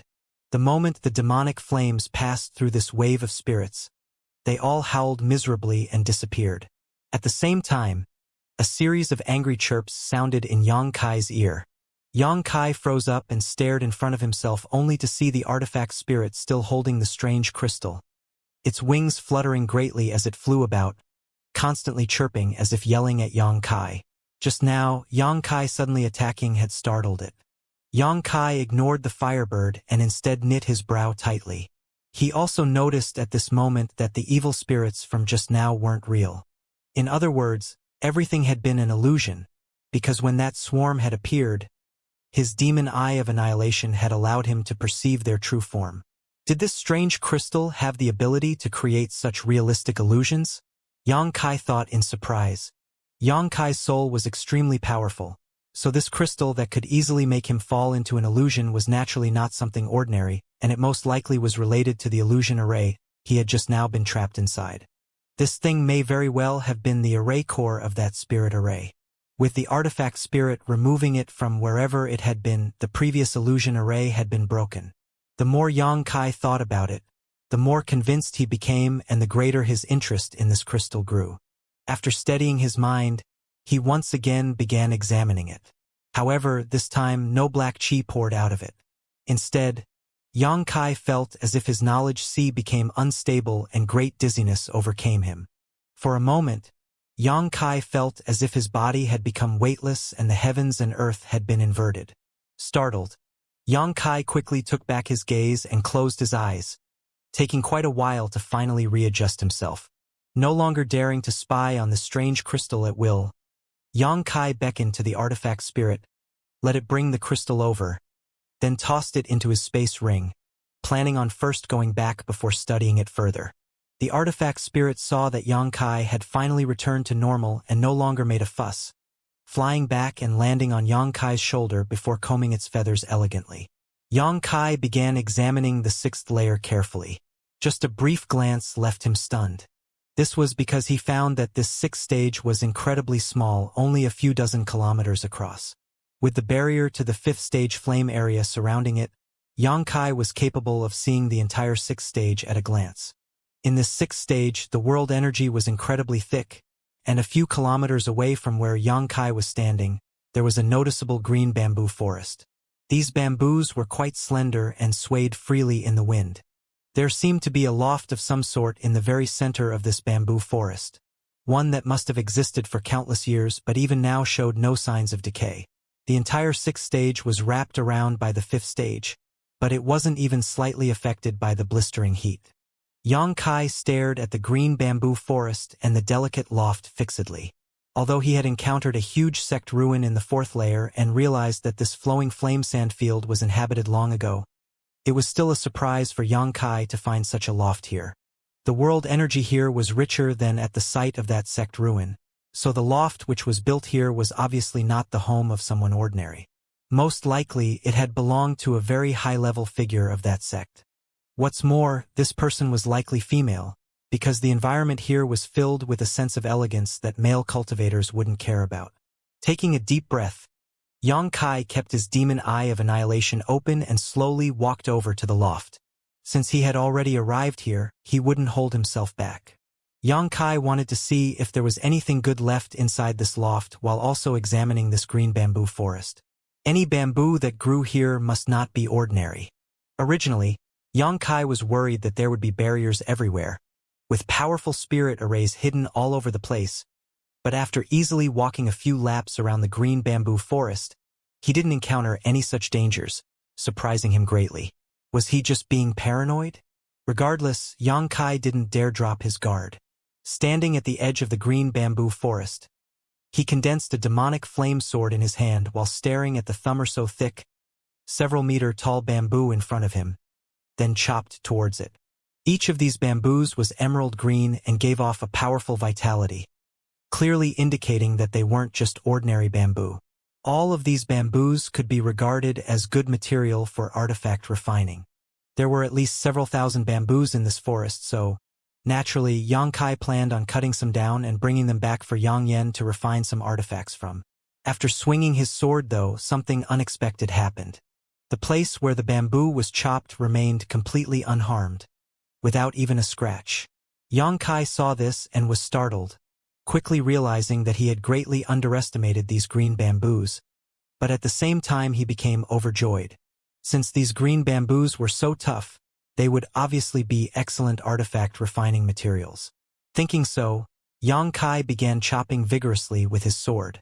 Half an hour later, Yang Kai stood with a dark look upon his face as he stared at the green bamboo in front of him. During this half an hour, he had used almost all the means he could think of but still failed to cut down a single bamboo.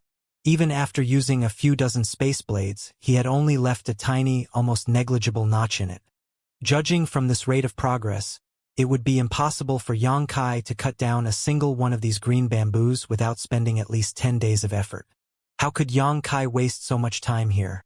Staring at the bamboo in front of him for a moment, he let out a long sigh and gave up on cutting it down, instead turning and walking towards the loft. Yang Kai was more interested in seeing if there were any gains to be had in this loft.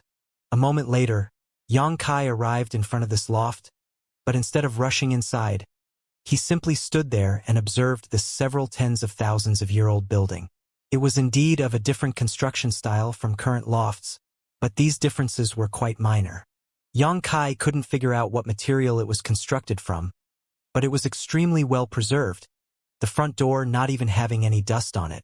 This loft had 3 stories, each one about 5 meters in height with a dome-shaped roof. Yang Kai hesitated for a while, before turning to look at the artifact spirit standing on his shoulder. The artifact spirit was staring at the loft with its small pair of eyes, as if also interested to see what was inside, but upon noticing Yang Kai's vision land on it, its seeming felt a sense of crisis and its body quickly flickered and disappeared into the artifact refining furnace in his sleeve. Damn useless bird! Yang Kai cursed to himself. He had been planning on letting the artifact spirit scout out the situation. But how could he have known that this fellow would realize his intent and immediately hide in its vessel? However, Yang Kai didn't intend on forcing it. After all, he had completely relied on it to escape the previous illusion array and gained the strange crystal with its help. Shaking his head slowly, Yang Kai stepped forward, reached out, and slowly opened the door to the loft. With a slight creak, the door opened.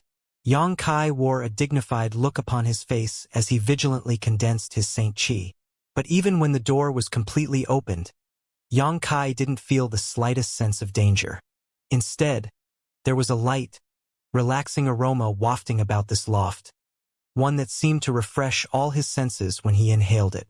Looking towards the source of this fragrance, Yang Kai knit his brow and walked over to discover a small incense burner. This incense burner had a similar appearance to the shrunken artifact refining furnace in his sleeve, and its grade was clearly not low. It was sending out a vigorous aura that made it apparent it was an Origin King grade low-rank artifact. However, from how it was refined, it was clear it had no combat power and was just a simple furnishing. A trivial decoration was actually an Origin King grade low-rank artifact. This loft was indeed amazing. What surprised Yang Kai wasn't this small incense burner, but the thumb-sized piece of incense inside it. This purple sandalwood-like incense was clearly extraordinary, and the invisible scent wafting from it was equally so. Yang Kai couldn't detect the incense in the air, but from the aroma he smelled, he could tell it was very helpful to a cultivator's cultivation. It should allow any cultivator to quickly enter their most perfect meditative state. 10,000-year incense? Yang Kai thought for a while before blurting out a name in excitement. Although he hadn't recognized what this purple sandalwood incense was at first, after observing it for a while, Yang Kai was able to make an educated guess.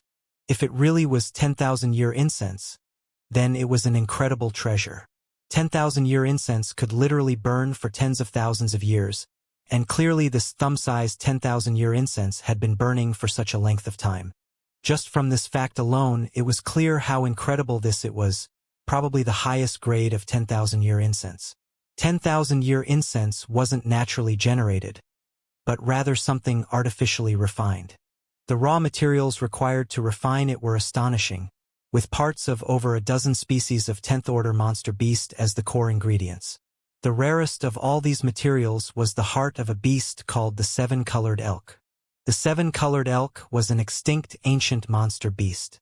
It was born as an 8th-order monster beast and would grow to become a 10th order as an adult. It was not only rare in quantity but also amazing in strength. The seven-colored radiance it could emit from its body was capable of penetrating any form of defense. So even if an Origin King Realm Master were to meet a seven-colored elk, they would have no choice but to give way. If one wanted to kill a seven-colored elk, they needed to gather at least 5 second-order Origin Kings. After removing a seven-colored elk's heart, one had to use it within 10 days. Otherwise, its aroma would completely dissipate. It was for these reasons that 10,000-year incense was so rare. This thing not only had the effect Yang Kai originally perceived of helping a cultivator enter a perfect meditative state. Inhaling it while cultivating also allowed a cultivator's chance of obtaining enlightenment and could also help clear their mind and eliminate heart demons. When a cultivator broke through to a new great realm, not only would they require a certain degree of comprehension of the heavenly way and martial Tao, they would also need to face any heart demons they possessed. These heart demons were usually pains or regrets a cultivator hid deep in their heart. While normally these heart demons could be suppressed during a breakthrough, they would silently emerge and would often affect a cultivator's chance of breaking through. It wasn't uncommon for a cultivator to die tragically or suffer crippling injuries under the influence of a heart demon. Yang Kai hadn't encountered any heart demons during his cultivation because he didn't have many regrets or hidden pains. Only the separation from his beloved woman for so long made him feel some sorrow and guilt, but he also firmly believed that they would one day be reunited, so this didn't cause him any difficulties when breaking through. However, there was no guarantee that he wouldn't one day take on such a heart demon, and once he tried to break through to the next great realm, the consequences would be dire. Now that he had obtained such a piece of 10,000-year incense, this issue could be easily solved. Yang Kai was able to recognize this 10,000-year incense because it was a product related to alchemy, one that needed to be refined by an alchemist.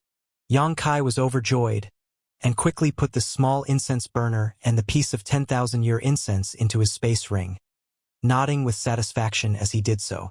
This 10,000-year incense alone was enough to make it worth venturing into this loft. When he raised his head again, Yang Kai suddenly found that there was a painting of a figure hung on the wall behind the incense burner. This painting only showed its subject's back, but it was clearly the profile of a woman. This woman had a slender, exquisite figure and was dressed in long white robes, like an inviolable goddess. Yang Kai only glanced at this figure but couldn't help feeling a deep sense of reverence, immediately circulating his secret art to resist the impulse to kneel down. Looking more closely, Yang Kai's brow furrowed. He found that the back of the woman in this painting seemed vaguely familiar, as if he had seen her before somewhere. Moreover, after dispelling the impulse to worship this woman, the picture suddenly appeared quite bland, as if it was an ordinary painting without any special features. Shaking his head slightly, Xianxia carefully checked the picture with his divine sense and determined that there was nothing out of the ordinary with it before taking back his vision. He was certain that the woman in this picture was either the owner of this loft or had a strong connection with its owner. Otherwise, a painting of her back wouldn't have appeared here. Xianxia didn't plan on taking this picture away though. He had obtained the 10,000-year incense, so he was already quite satisfied. There was no need for him to also take a picture of a stranger's back. Looking around once more, Xianxia found nothing else of note. On the first floor of this loft, it seemed only the 10,000-year incense lit inside the incense burner and the strange picture existed. Xianxia quickly found a staircase leading to the second floor and proceeded up it. After ascending the stairs, Xianxia easily reached the second floor. What he saw here though stunned him. The second floor was actually a woman's boudoir. Although there wasn't much inside the room, Xianxia could still infer from the furnishings that this was indeed where a woman lived. One bed, one table, one chair, and a meditation mat atop the bed. Other than this, there was nothing else. Glancing around the room, Xianxia's eyes soon landed on the meditation mat. The owner of this loft apparently lived here, and this mat she used was not something ordinary.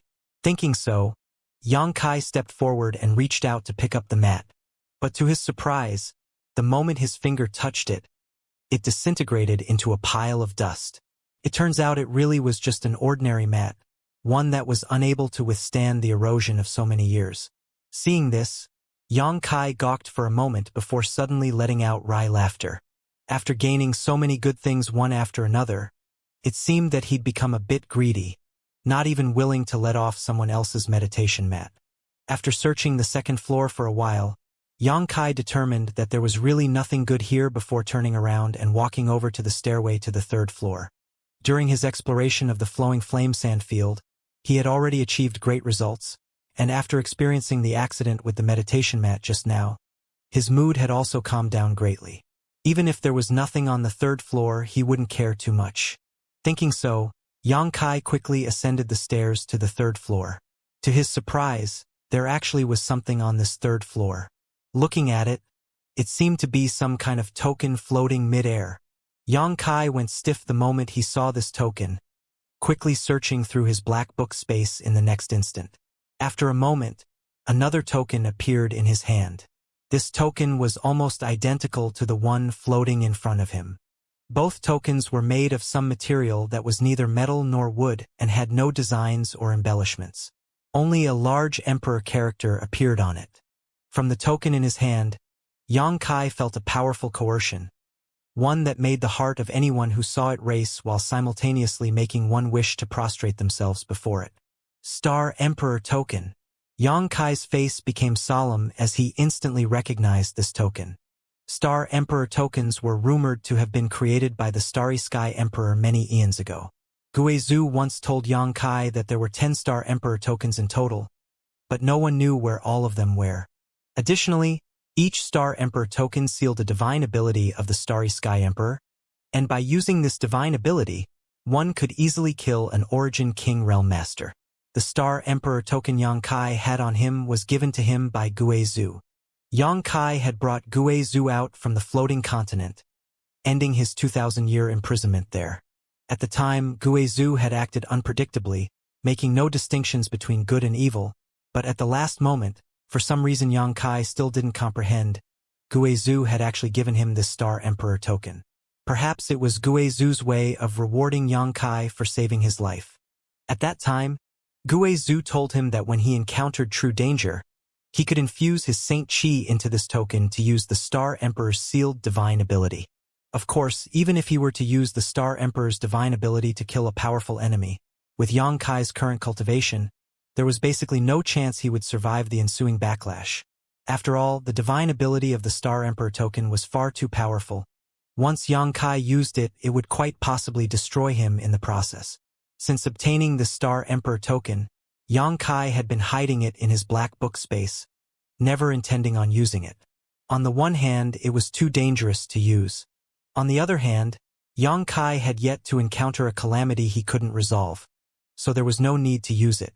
Xianxia never imagined that in this loft in the 6th layer of the flowing flame sand field, he would find a second Star Emperor token.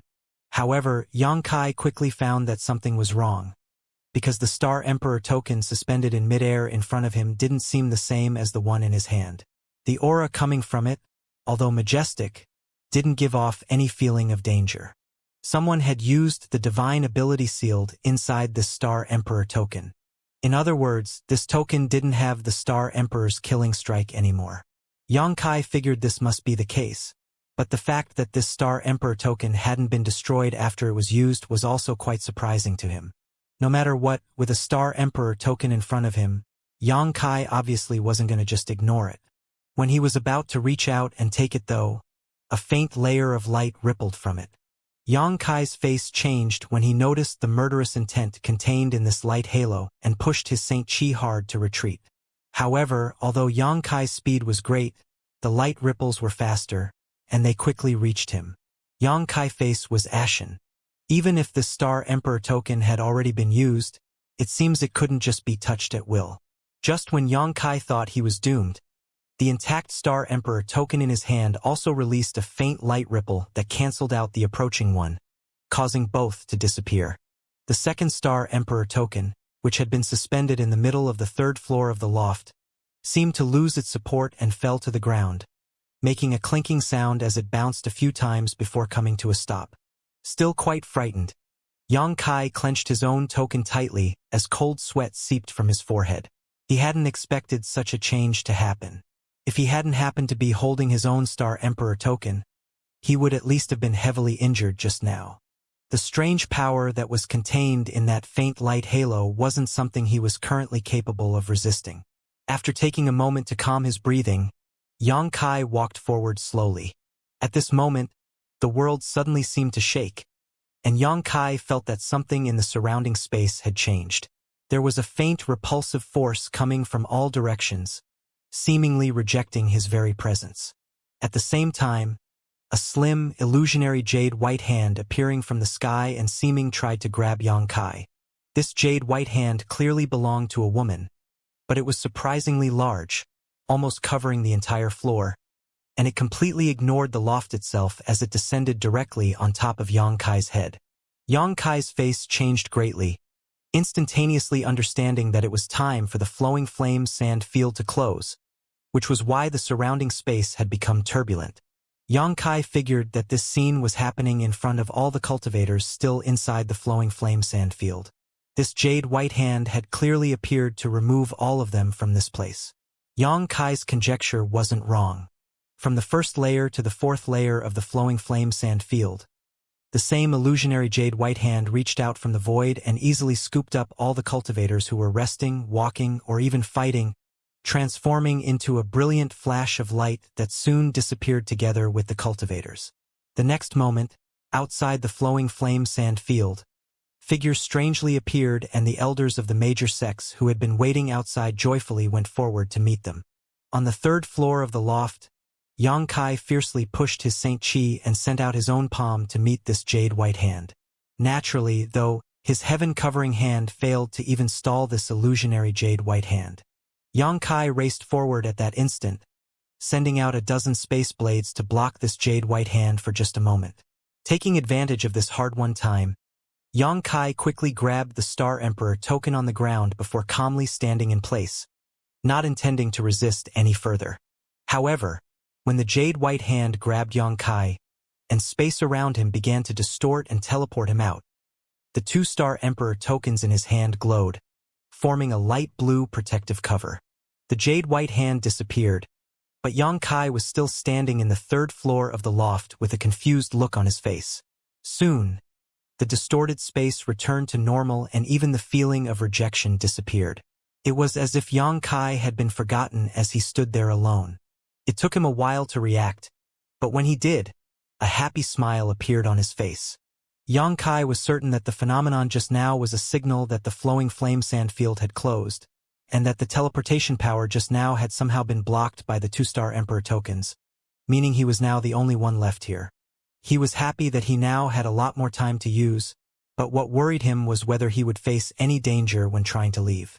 After all, when the flowing flame sand field opened, the danger of the flame areas was reduced many times, but now that it was closed, the flame areas would become certain death zones. If Xianxia wanted to leave, he would have to pass through all 6 layers by himself. However, there was no point considering such things now. It was a coincidence that he had been left behind, so thinking about how to take advantage of the situation at hand was his first priority. Xianxia didn't dare take back the 2-star Emperor tokens as he had no idea what would happen if he did. For now, all he could do was store them in his sleeve. Inside the flowing flame sand field first layer flame area, Xianxia took leisurely strides as a pale blue light halo radiating from his chest. This light halo dispelled all threats around him. Even the intense heat and fire poison of the flame area was unable to penetrate it, making it possible for Xianxia to remain safe here even without using Saint Qi to protect his body.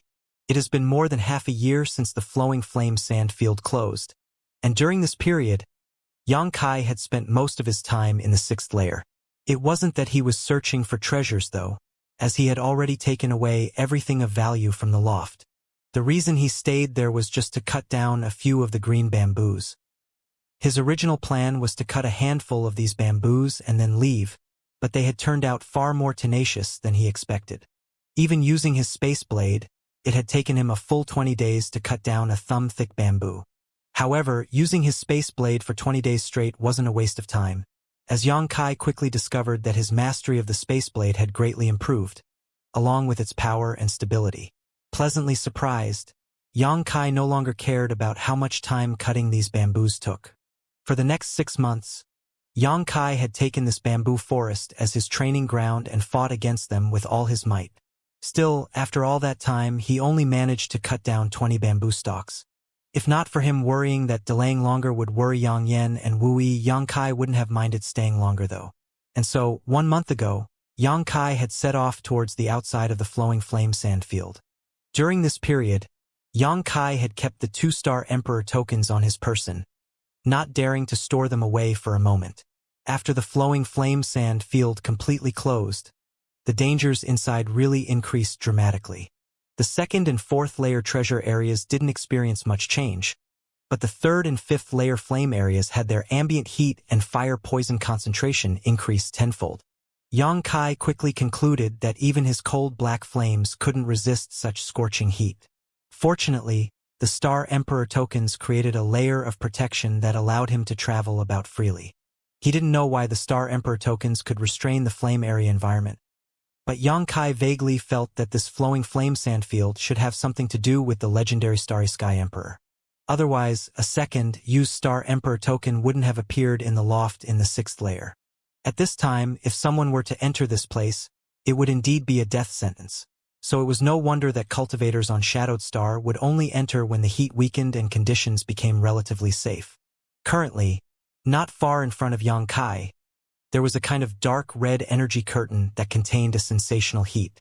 Anyone who approached this energy curtain would undoubtedly be burnt to ash in a flash. When Xianxia saw this dark red energy curtain though, not only was he not frightened, his expressed filled with joy as he raced towards it, as if he didn't know how to write the word death. However, just as Xianxia reached the energy curtain, it seemed to sense something and a gap split open, allowing him to pass through it with ease. After Xianxia passed through, this gap in the curtain closed. Outside the red energy curtain, Xianxia was greeted by a completely different scenery. Although the surrounding aura was still filled with heat and the ground at his feet was still dry and cracked, the overall view was much different from the flame area. He had finally come out. The flowing flame sand field was truly enormous.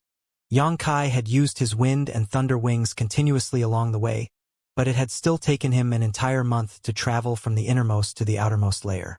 Xianxia estimated that this flowing flame sand field was at least a couple 100,000 kilometers in radius. No one ever knew just how big it was before because no one had ever gone deeper than the 2nd layer, making it impossible to speculate. As soon as he walked out, Xianxia put the 2-star Emperor tokens he had kept in his chest pocket back into the black book space. In the next moment, though, Yang Kai frowned as he didn't know where it was now. Although the Yuan magnetic compass could determine which direction he had to walk inside the flowing flame sand field, it only pointed towards its center, meaning if one walked in the opposite direction it pointed they could leave. As such, Yang Kai couldn't judge where he was using it anymore.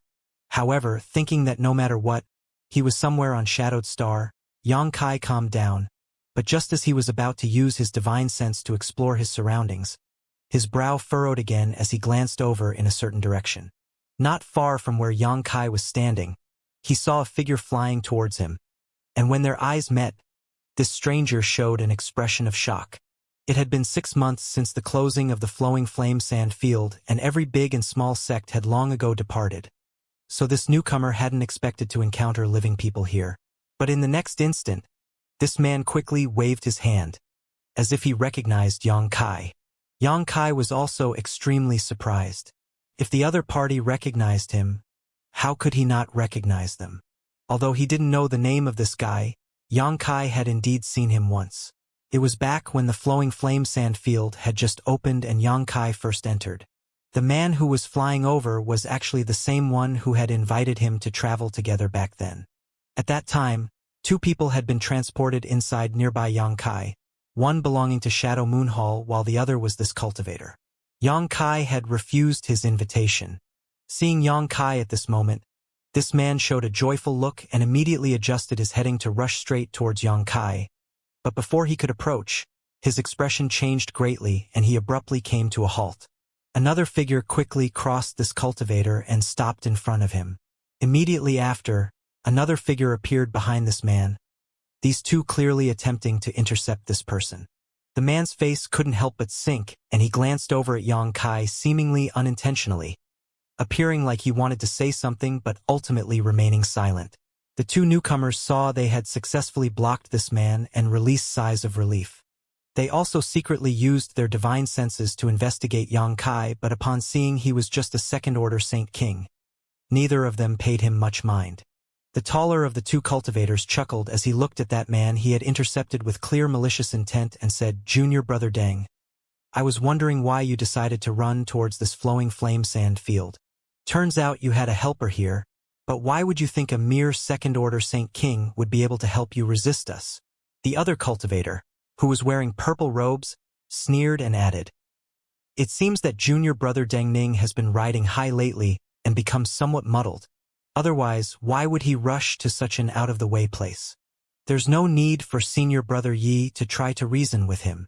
Deng Ning, who was caught in the middle of these 2, wore a dull expression on his face and made no attempt to acknowledge or deny these 2 speculations, instead just asking, "Yi Yang Rong and Ji, for a trivial blood fusion pill, are you really willing to discard all our brotherly sentiments from the past and act so ruthlessly?"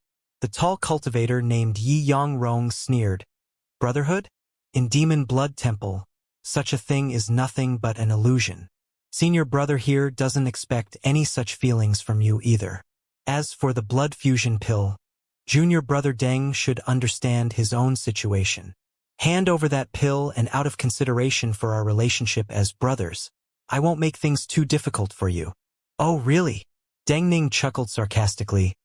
"Aren't you just afraid that I'll desperately fight back? Don't think that you 2 alone can easily kill me. Even if I die, I can still drag at least one of you down with me."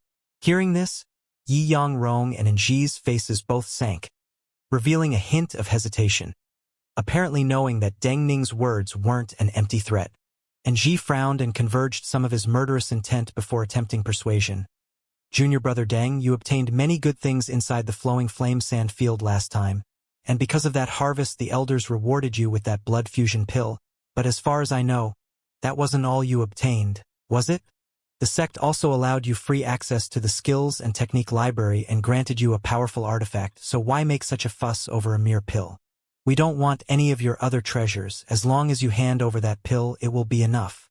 Senior Brother Yi and I can even each compensate you 30,000 Saint Crystals for it." He thought that if he gave Deng Ning a way to de-escalate, the other party would compromise. After all, it wasn't cost-effective to lose one's life for a pill, but how could he have anticipated that after hearing this offer? Deng Ning would simply scoff. 30,000. As a demon blood temple disciple, could you be ignorant of the value of a blood fusion pill? Do you think a mere 30,000 saint crystals would be enough to make up for my loss? Don't even think about it. And Ji's face went cold, and he was about to say something again, but Deng Ning cut him off first. Senior Brotherin, don't blame Junior Brother for not reminding you about just what kind of person Senior Brother Yi is. Everyone here knows there's only one blood fusion pill, so even if I handed it over to you, how are you going to decide who gets it? If you really believe whatever promises Senior Brother Yi gave you, I think your future is actually more worrying than mine. As soon as these words came out, and Ji's expression immediately became ugly. Of course he had thought about this, but he was now riding a tiger and could only join forces with Yi Yangrong to snatch the blood fusion pill first. How to allocate it after grabbing it could be thought about later. Seeing in Ji's expression change, Yi Yangrong quickly called out, Junior Brotherin, don't believe his words. You and I are allies now. Whoever grabs the blood fusion pill is who it will belong to. If Senior Brother here happens to have better luck and obtains it, Senior Brother guarantees he will compensate you appropriately. Hearing this, and Ji's brow relaxed slightly as he forced out a smile and said, if Junior Brother has better luck, he will do the same for Senior Brother. These two had clear ulterior motives, but at the moment they had still agreed to cooperate. Seeing that his plan to sow discord among these two had failed, Deng Ning grumbled to himself before reaching out to his space ring and extracting a crimson pill containing the amazing blood chi from it. Blood fusion pill. Upon seeing this pill, Yi Yangrong and Ji both stared at it covetously, as if this pill was a superb treasure for them. Good, this is the blood fusion pill the elders gave me, the one that helps us our demon blood temple disciples purify our blood and assist in breaking through bottlenecks. Do you want it? Deng Ning asked as a dangerous smile appeared on his face. Immediately after, he wound up and hurled the blood fusion pill towards the flowing flame sand field while laughing wildly. If you want it, go pick it up for yourselves. If you can, that is. He knew that there was no way he could keep this blood fusion pill facing his two fellow sect brothers, so he decided to destroy it instead. Stop him! Yi Yangrong yelled, seemingly making a move to attack Deng Ning but stopping halfway and chasing after the blood fusion pill. And Ji's pulled a similar move and chased after the blood fusion pill at the same time, the two's goals at this surprisingly consistent. However, Deng Ning had used his full strength to throw the blood fusion pill, so it flew out extremely fast, and in just a blink entered the dark red energy curtain covering the flowing flame sand field and disappeared. By the time Yi Yangrong and when Ji began chasing after it, it was already too late. For a time, both of them wore aggrieved looks on their faces before turning around and glaring angrily at Deng Ning. Murderous intent burst out, and any trace of benign demeanor these two had a moment ago disappeared as they both wished to shred Deng Ning's corpse into 10,000 pieces. The blood fusion pill had been thrown into the flowing flame sand field, so it was impossible to obtain it now. Even as third-order Saint Kings, neither of them had confidence they could enter this forbidden zone and survive. The flowing flame sand field was nothing less than a certain death trap right now. The moment Deng Ning threw the blood fusion pill, he turned around and tried to escape. However, Yi Yangrong soon let out a fierce shot, and his body transformed into a blood cloud that rapidly overtook Deng Ning and engulfed him. Inside this blood cloud, evil chi soared to the heavens and the smell of blood was stifling.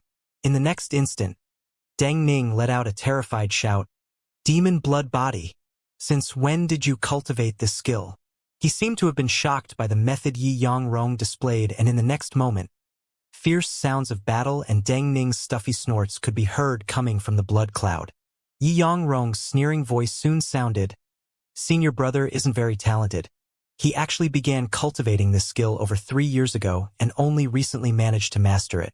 Now is actually the first time anyone has seen me use it. Junior Brother Deng, let's see where you run this time."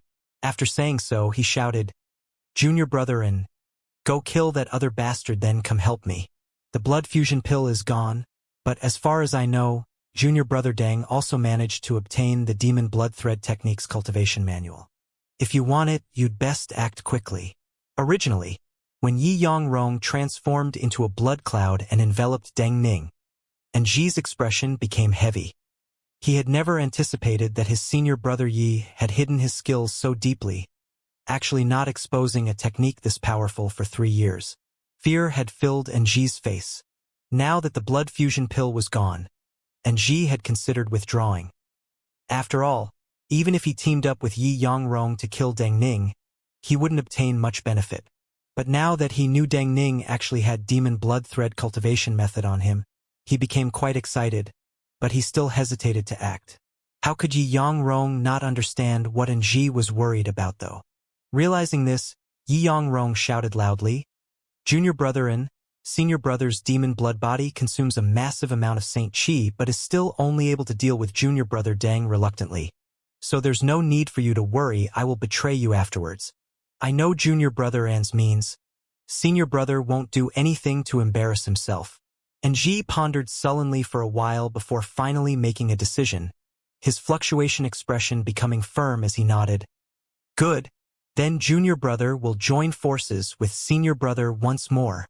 Saying so, he turned around and stared at Yang Kai coldly. At that moment, a flash of red light rushed out from the flowing flame sand field and disappeared into Yang Kai's robes, causing Ji, who saw this scene, to frown slightly. "What was that?" "Nothing." Yang Kai sighed before asking, "If I were to say I have nothing to do with your junior brother and am not a helper he asked to meet here, would you believe me? What do you think?" And Ji snorted coldly. "If it was me, I wouldn't believe it," Yang Kai said helplessly. Forget about Deng Ning showing a happy expression when he first saw him, as if two of them knew each other. Although this was the periphery of the flowing flame sand field, it was still extremely hot and barren. So Yang Kai just appearing here for no reason was incredibly suspicious. If he wasn't a helper Deng Ning arranged for earlier, would he have appeared in such a remote place? No one was willing to get close to the flowing flame sand field except for when it was open. This time, if Yi Yangrong and Ji hadn't been chasing Deng Ning, how could they have come to this place? Deng Ning also had no way out, which was why he decided to come here, hoping he could lose his senior brothers here. How could he have known that the blood fusion pill was too tempting to them, causing them to be relentless in their pursuit? Yang Kai getting involved in this dispute was just bad luck. "Are you going to kill yourself, or do you want me to do it?" And Ji didn't put Yang Kai in his eyes at all, glancing over at the battle in the blood cloud nearby as he spoke. He wasn't in a hurry to fight Yang Kai, as the longer he delayed, and the more intense the other battle became, the better things were for him. If possible, and Ji hoped that Deng Ning and Yi Yangrong could both cause heavy losses to each other so he could fish all the advantages for himself. "What's the difference?" Yang Kai grinned, not showing any fear. "There's a big difference. If you do it yourself, you can die happy, but if you ask me to do it, heh. I don't think there's a difference." Yang Kai shook his head slowly, a sneer creeping onto his face as he said lightly, "No matter what, you'll be the one to die." And Ji gawked for a moment, but upon understanding what Yang Kai said, his expression suddenly became sullen as he spat. "Your tone isn't small. No wonder Deng Ning asked you for help. Good. Let's see how you make me die." As he spoke, blood seemed to flow out from his body, and his originally plain aura took on the scent of iron. Yang Kai frowned slightly. Although he hadn't dealt with anyone from Demon Blood Temple before, from what he could sense of Yi Yangrong and this Ji's auras, he could tell they both cultivated evil secret arts. Otherwise, they wouldn't have possessed such malevolent auras. When one cultivated this kind of aura to the extreme, simply releasing it when facing an enemy would be enough to intimidate them. Those who had weak wills would also be affected by this evil chi and malevolent aura, causing their fighting spirit to dampen, giving its user an edge in combat. But likewise, this kind of evil chi was easily restrained. As long as one had powerful enough yang attribute Saint Chi, they could suppress it. The unyielding golden skeleton in Yang Kai's body previously stored this kind of evil power, so he was naturally quite familiar with it. After Ji released his aura, he didn't immediately take action but instead stared at Yang Kai with great interest, as if he was hoping to see this boy cower in fear under the influence of his evil chi. The other party's cultivation was lower than his own by a minor realm, so naturally Ji had full confidence in suppressing Yang Kai, and once the latter lost the will to resist, he could spend his time torturing him. Unexpectedly, though, after releasing his evil chi and projecting his malevolent aura towards this youth, far from showing fear, a look of disdain actually appeared on his face. And Ji had never encountered anything like this before, and it greatly stunned him, pulling a nod from him in the next moment. Good, good, good. Seems you have some skill after all. I underestimated you. As he spoke, he took back his imposing manner and transformed the blood which was leaking from all over his body into a kind of crimson mist. This blood mist twisted and morphed into a giant palm which rapidly thrust towards Yang Kai. Azura Blood Hand. This was one of Demon Blood Temple's secret techniques and could only be cultivated by Demon Blood Temple cultivators. Although its power wasn't overwhelming, the evil aura contained within this blood mist was strange and unpredictable, causing an enemy's blood to boil if they became contaminated with it. An incredibly painful experience. All the secret techniques of Demon Blood Temple generally had such an effect, so on Shadowed Star, most people who encountered Demon Blood Temple cultivators would try to avoid fighting them because doing so would generally mean having to suffer quite a bit regardless of if they won or lost. At the same time as the Azura Blood Hand was launched, and Ji lifted his hands and shot out 10 blood red light darts from his fingers that stealthily followed behind the blood hand to act as a sneak attack. He didn't believe he could kill Yang Kai with just a casual blow as, judging from the other party's performance just now, he wasn't weak. As such, Ji was using this attack as a way to probe Yang Kai's depths. As the bloody hand flew towards him, Yang Kai simply punched out, sending out a black flame fist that radiated a scorching hot aura. The instant the two attacks met, the bloody hand melted like snow under the hot sun. The bloody hand was instantly broken by the black flames, and even its crimson light was smothered by darkness. The blood darts which followed behind this Azura blood hand suffered the same fate as they harmlessly impacted on several grand heavenly shields Yang Kai had condensed around himself. Witnessing this, Ji wore a dull look of shock and quickly realized that the combat power of this second-order Saint King wasn't inferior to his in the slightest. Not daring to underestimate his opponent again, Ji summoned a blood-red axe into his hand. This axe was oddly shaped, appearing like a cross between a hatchet and a machete. Its whole body was blood-red in color, and it gave off a potent evil aura. Lifting this axe, Ji released his aura completely and slashed out ruthlessly. A blood-red ray blasted out from the axe, morphing into a flying blade that rushed towards Yang Kai. Immediately after, Ji slashed again, then again, sending out one blood-red blade after another. In an instant, a storm of red blades were ferociously descending upon Yang Kai. Yang Kai's eyes narrowed slightly as he realized that his opponent was going all out. Not intending to underestimate his enemy, Yang Kai directly summoned his purple shield to defend himself. Although the purple shield's spirituality had suffered significant damage during his fight with the artifact spirit and Yang Kai was unable to summon a sandstorm with it, its defensive strength hadn't been impacted greatly.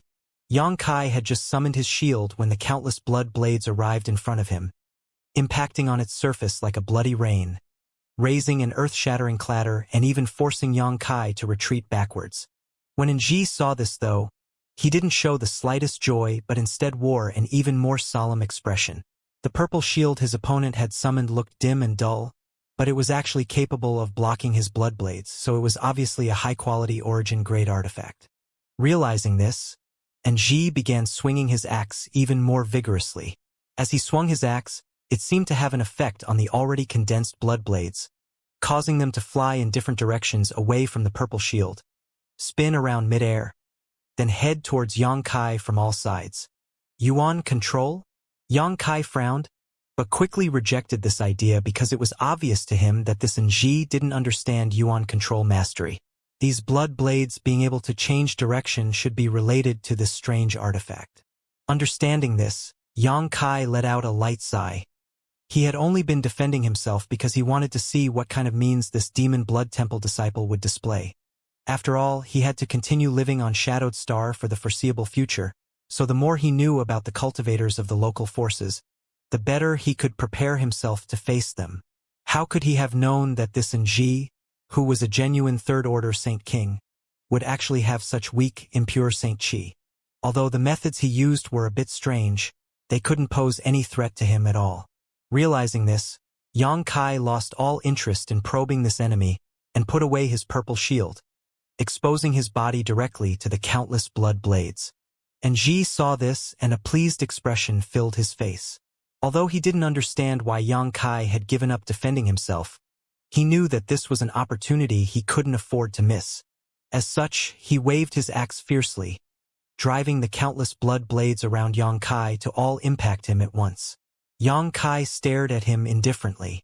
The moment the blood blades were about to hit him, Yang Kai condensed demonic flame all over his body. These demonic flames were extremely hot, and as soon as they appeared, the temperature in the surrounding 100-meter range shot up dramatically. The blood blades barely touched the demonic flame before burning to ash, none of them even able to cut into this layer of protection. And Ji was greatly shocked by this scene, but before he could make his next move, Yang Kai's figure flickered and appeared directly in front of him. The moment Yang Kai reappeared, the black demonic flames around his body welled up and engulfed Ji directly. Calling out in fright, Ji tried to fight back as panic filled his mind and voice. His opponent's black flames seemed capable of greatly suppressing his malevolent Saint Qi. The moment he was enveloped by his opponent's black flames, Ji lost the ability to exert the majority of his strength, and if it weren't for the 2 defensive artifacts he was currently wearing, he estimated he would already be dead. Was this young man really a second-order Saint King? Ji's thoughts became confused. Could it be he was an origin-returning realm master in disguise? While Yang Kai and Ji were fighting, Yi Yangrong and Deng Ning were also engaged in a life-or-death battle. Deng Ning was still trapped inside Yi Yangrong's blood cloud, and even though he was using every method at his disposal, it was only enough to barely protect himself. Unfortunately, he could keep this up for at most an incense stick worth of time. This senior brother of his had clearly cultivated his demon blood body to a very high level. He was unable to resist. While Deng Ning was feeling terrified in his heart, Yi Yangrong suddenly received some of the power of his blood cloud, greatly relieving the pressure Deng Ning felt. Overjoyed, Deng Ning pushed his strength even harder to try to regain the initiative. Yi Yangrong's voice suddenly spread from the blood clouds at that moment. "Junior brother-in, what are you doing? Quickly kill that brat and come help me." Although he heard Ji's shouts, Yi Yangrong thought that Ji was deliberately stalling so that he and Deng Ning would both end up badly injured. But what he didn't know was that Ji simply had no time to reply to him at the moment because he was being completely suppressed by Yang Kai. Because Yi Yangrong was suspicious of Ji, he didn't go all out to deal with Deng Ning, preparing to leave some energy to compete with Ji for Deng Ning's valuables. For a moment, the 2 battlefields entered into a strange stage. On one side, Yi Yangrong was unwilling to use his full strength, while on the other side, Ji was being overwhelmed to the point where he couldn't hit back. But soon, this strange situation came to an end. Ji fought with Yang Kai for less than half a cup of tea's time before letting out a blood-curdling scream. At that moment, his figure flew out after suffering a heavy blow, coughing up a mouthful of blood. His face completely ashen and his eyes flashing with horror. As Ji flew through the air, Yang Kai's figure appeared in front of him and delivered a punch to his chest. Ji cried out pitifully as his chest caved in completely and his eyes gradually lost their light. In the next instant, his body exploded into a bloody fog. On the other side, Yi Yangrong heard Ji's pitiful cries and was startled. Turning his head, he was just in time to see the tragic scene of Ji's body exploding, pulling a cry of shock from his lips. How is that possible? The shock he felt caused the blood cloud to tremble, and Deng Ning took this opportunity to escape, standing aside in an embarrassing condition as he stared at the blood cloud, gasping for breath. Glancing over to the side a moment later, he saw Yang Kai receive his fist and a look of incomprehension, joy, and fear filled his face. Ji had died without a complete corpse and Deng Ning had escaped from his blood cloud. So Yi Yangrong knew that the situation had taken a turn for the worse. As such, he withdrew his blood cloud and recondensed his body, knitting his brow as he stared over at Yang Kai silently. "If you dare move, I'll kill you." Yang Kai flicked the blood off his fist before raising his eyes and glancing over at Yi Yang Rong lightly, showing an expression a butcher would use when looking at a helpless lamb, causing Yi Yang Rong to shiver as if he had been thrown into an ice cellar. Although the other party had only made a verbal threat, Yi Yang Rong somehow felt that he really had this ability. So feeling this fear in his heart, he didn't dare to move. Opening his mouth, he tried to say something, but before he could, Deng Ning cut him off, cupping his fists to Yang Kai and saying with a forced smile, "This friend, many thanks for rescuing me." His expression was sincere, and he was obviously earnest in his thanks. After all, even if he was a disciple of Demon Blood Temple, he still knew how to be grateful to someone who saved his life. "It has nothing to do with you," Yang Kai replied indifferently. He didn't have a good impression of this Deng Ning. After all, when this guy was being chased by his two senior brothers, he still flew towards Yang Kai, so it was clear he planned on dragging him into this mess on purpose. And before, when Yi Yang Rong and Nji suspected that Yang Kai was a helper Deng Ning had arranged to meet here, the latter didn't make any attempt to deny it. If it were any other second-order Saint King, how would they still be alive at this moment? He would have been easily killed long ago. But thinking about it for a moment, if Yang Kai found himself in the same situation as this Deng Ning, he figured he would have done the same thing, so although he didn't like this Deng Ning's approach, he didn't intend to blame him for it. The other party just wanted to save his life. Where would he have the time to debate the finer points of morality?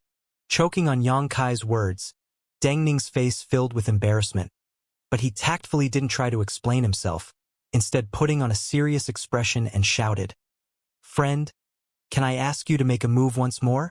If you help me kill this person, this Deng will generously compensate you afterwards." As soon as this remark came out, Yi Yang Rong's complexion changed greatly.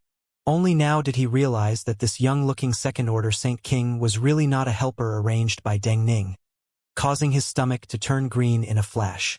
If he had only known earlier, how could he have let Nji find trouble with Yang Kai? It would have been fine to simply let him leave, but such regret was useless now. Nji had been killed by this youth who was now eyeing him dangerously. Clearly, after being inexplicably caught up in this dispute, this young man had become annoyed. On top of that, given that this youth had the strength to kill Nji in half a cup of tea's time, if he really worked together with Deng Ning, how could Yi Yang Rong survive? Yi Yang Rong's heart pounded as he stared at Yang Kai nervously, secretly worrying about what answer he would give. To his surprise, though, Yang Kai just rolled his eyes before staring at Deng Ning and shaking his head. "I have no interest in intervening in your grudges." Yi Yang Rong's expression finally loosened, thinking he had just escaped death.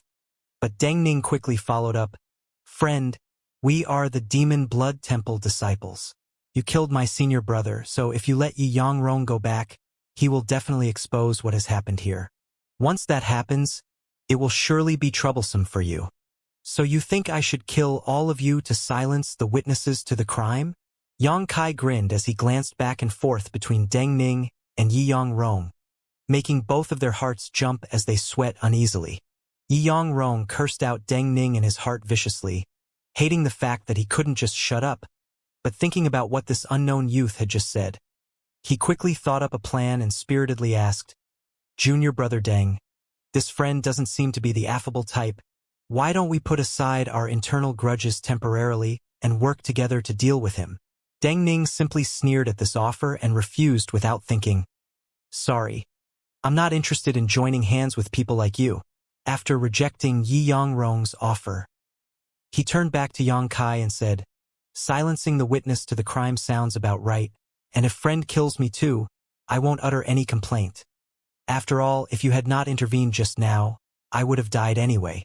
But even if I must die here, I refuse to let this bastard feel any better." Saying so, he glanced over at Yi Yang Rong and grinned fiercely. Being forced to abandon that blood fusion pill had made Deng Ning lose all restraint. "You're insane." Yi Yang Rong was shocked and tried to retreat. However, the moment he took a single step back, an intense divine sense pressure descended upon him, instantly breaking through his knowledge sea's defense but stopping just before it did any real damage. Yi Yang Rong began dripping with sweat, knowing that if he moved again, his knowledge sea would be attacked again. The strength of the divine sense just now wasn't inferior to that of a second-order origin returning realm masters and was not something he could possibly resist. Immediately, Yi Yangrong didn't dare to move as he glanced over at Yang Kai with intense fear, trembling uncontrollably as he stood there stiffly. He couldn't believe that such a powerful divine sense attack had been sent out by this person. After tearing this person's knowledge C defenses to give him a warning, Yang Kai didn't rush to kill Yi Yangrong and instead glanced over at Deng Ning with amusement and asked, "It's not like I can't help you, but what reward can you give me?" Yang Kai understood what it meant to cut weeds and pull out roots better than most. At first, he planned to kill Deng Ning as well, but hearing the latter say he didn't care if he died as long as Yi Yangrong did as well improved Yang Kai's opinion of him slightly. A man who was truly indifferent about whether he lived or died could be believed. Asking Deng Ning for some kind of reward was really just an excuse. Yang Kai didn't want to act for no reason and had only killed Ji just now because the other party had attacked him. As for what Deng Ning could pay him, regardless of whether it was valuable or not, Yang Kai didn't care. Surprisingly though, after Yang Kai said this, Deng Ning wore a smile and after thinking about it for a moment, said solemnly, "The demon blood thread technique. I don't know if this friend is interested?" Deng Ning. Yang Kai couldn't even answer before Yi Yangrong roared angrily, his face filled with shock and disbelief. "You dare allow an outsider to study our sect's secret technique? Do you know what kind of end you'll have if the elders ever learned of this?" Deng Ning turned his head leisurely and smiled coldly at him. "It's just my soul being extracted and tormented while my body is refined into meat paste. What's the big deal?" His completely uncaring expression caused Yi Yangrong to be speechless for a while. Deng Ning shook his head again and sneered. "Besides, senior brother Yi, as long as you die here, who will know that I leaked this technique?" Yi Yangrong's face suddenly turned pale, only now realizing the extent of Deng Ning's hatred for him. Even willing to violate Demon Blood Temple sect laws and use the Demon Blood Thread secret technique to lure this man into helping him. If the other party really agreed to this deal, Yi Yangrong knew he would die, so he hurriedly called out to Yang Kai, "This friend, don't believe Deng Ning. The Demon Blood Thread technique is certainly a powerful divine ability.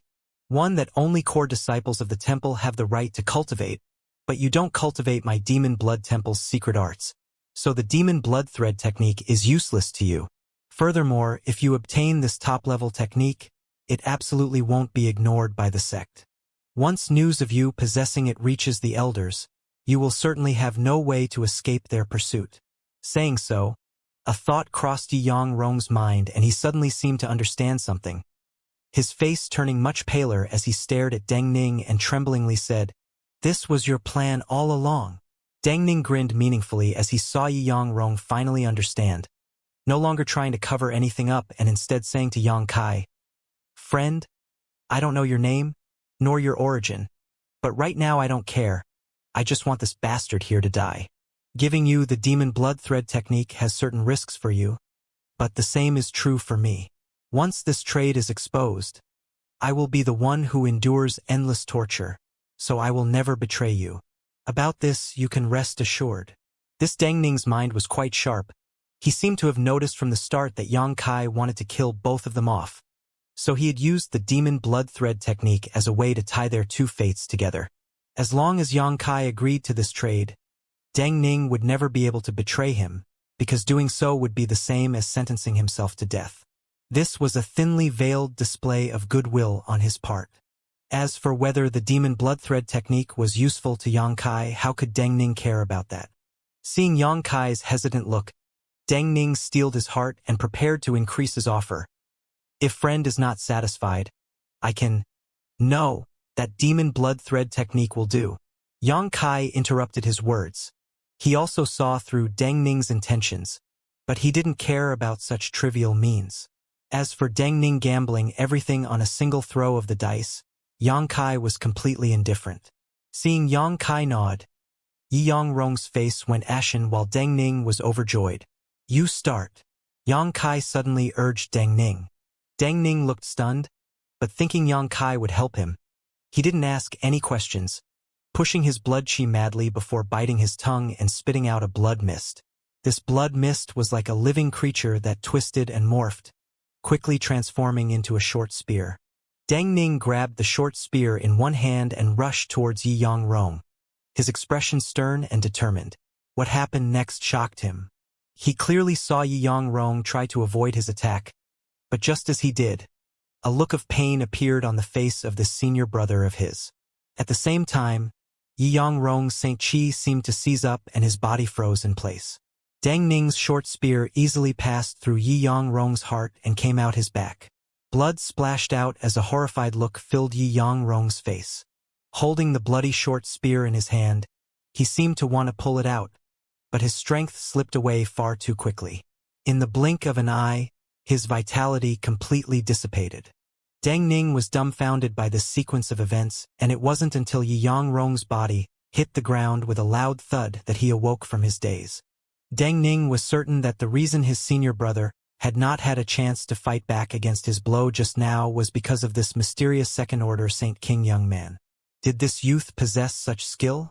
Deng Ning didn't think of himself as weak, but he couldn't even understand what had happened just now or how he had won this battle so easily. All he knew was that if this youth could allow him to easily defeat his senior brother, couldn't he also kill him just as easily? Thinking so, cold sweat leaked from Deng Ning's body and, for some reason, he felt somewhat depressed.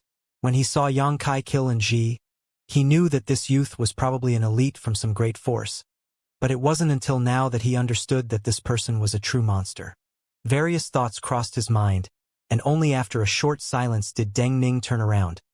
A calm look on his face but fear still flashing across the depths of his eyes.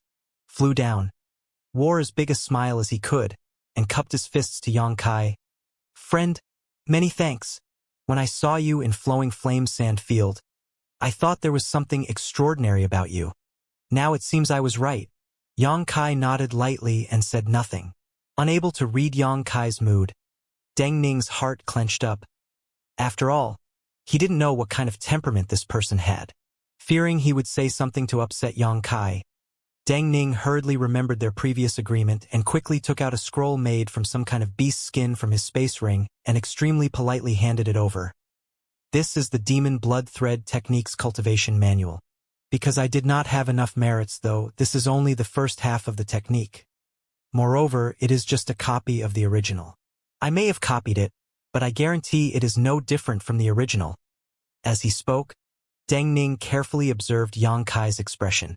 After all, the remuneration he was giving now wasn't quite the same as what they had previously agreed upon, so he was naturally a bit worried. Yang Kai stared at him for a moment before silently accepting the scroll. Then, without looking at it, tossed it into his space ring. To Yang Kai, half the demon blood thread technique was the same as the complete thing. After all, he had no intention to cultivate it, so he didn't care about Deng Ning's little concealment. Seeing Yang Kai put away the scroll and not show any intention to question him, Deng Ning couldn't help breathing a sigh of relief. Does your demon blood temple allow disciples to make copies of their secret techniques? Yang Kai asked, looking at Deng Ning with a smile. Deng Ning chuckled. Naturally not, but since I was a kid my memory has always been good. So, friend understands. Yang Kai nodded. May I know friend's honored name? Deng Ning asked solemnly. Yang Kai frowned, but still reported his name. Deng Ning nodded and followed up. This one is Demon Blood Temple disciple Deng Ning.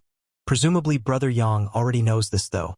And Brother Yang may rest assured, what happened here will never be known to a third person.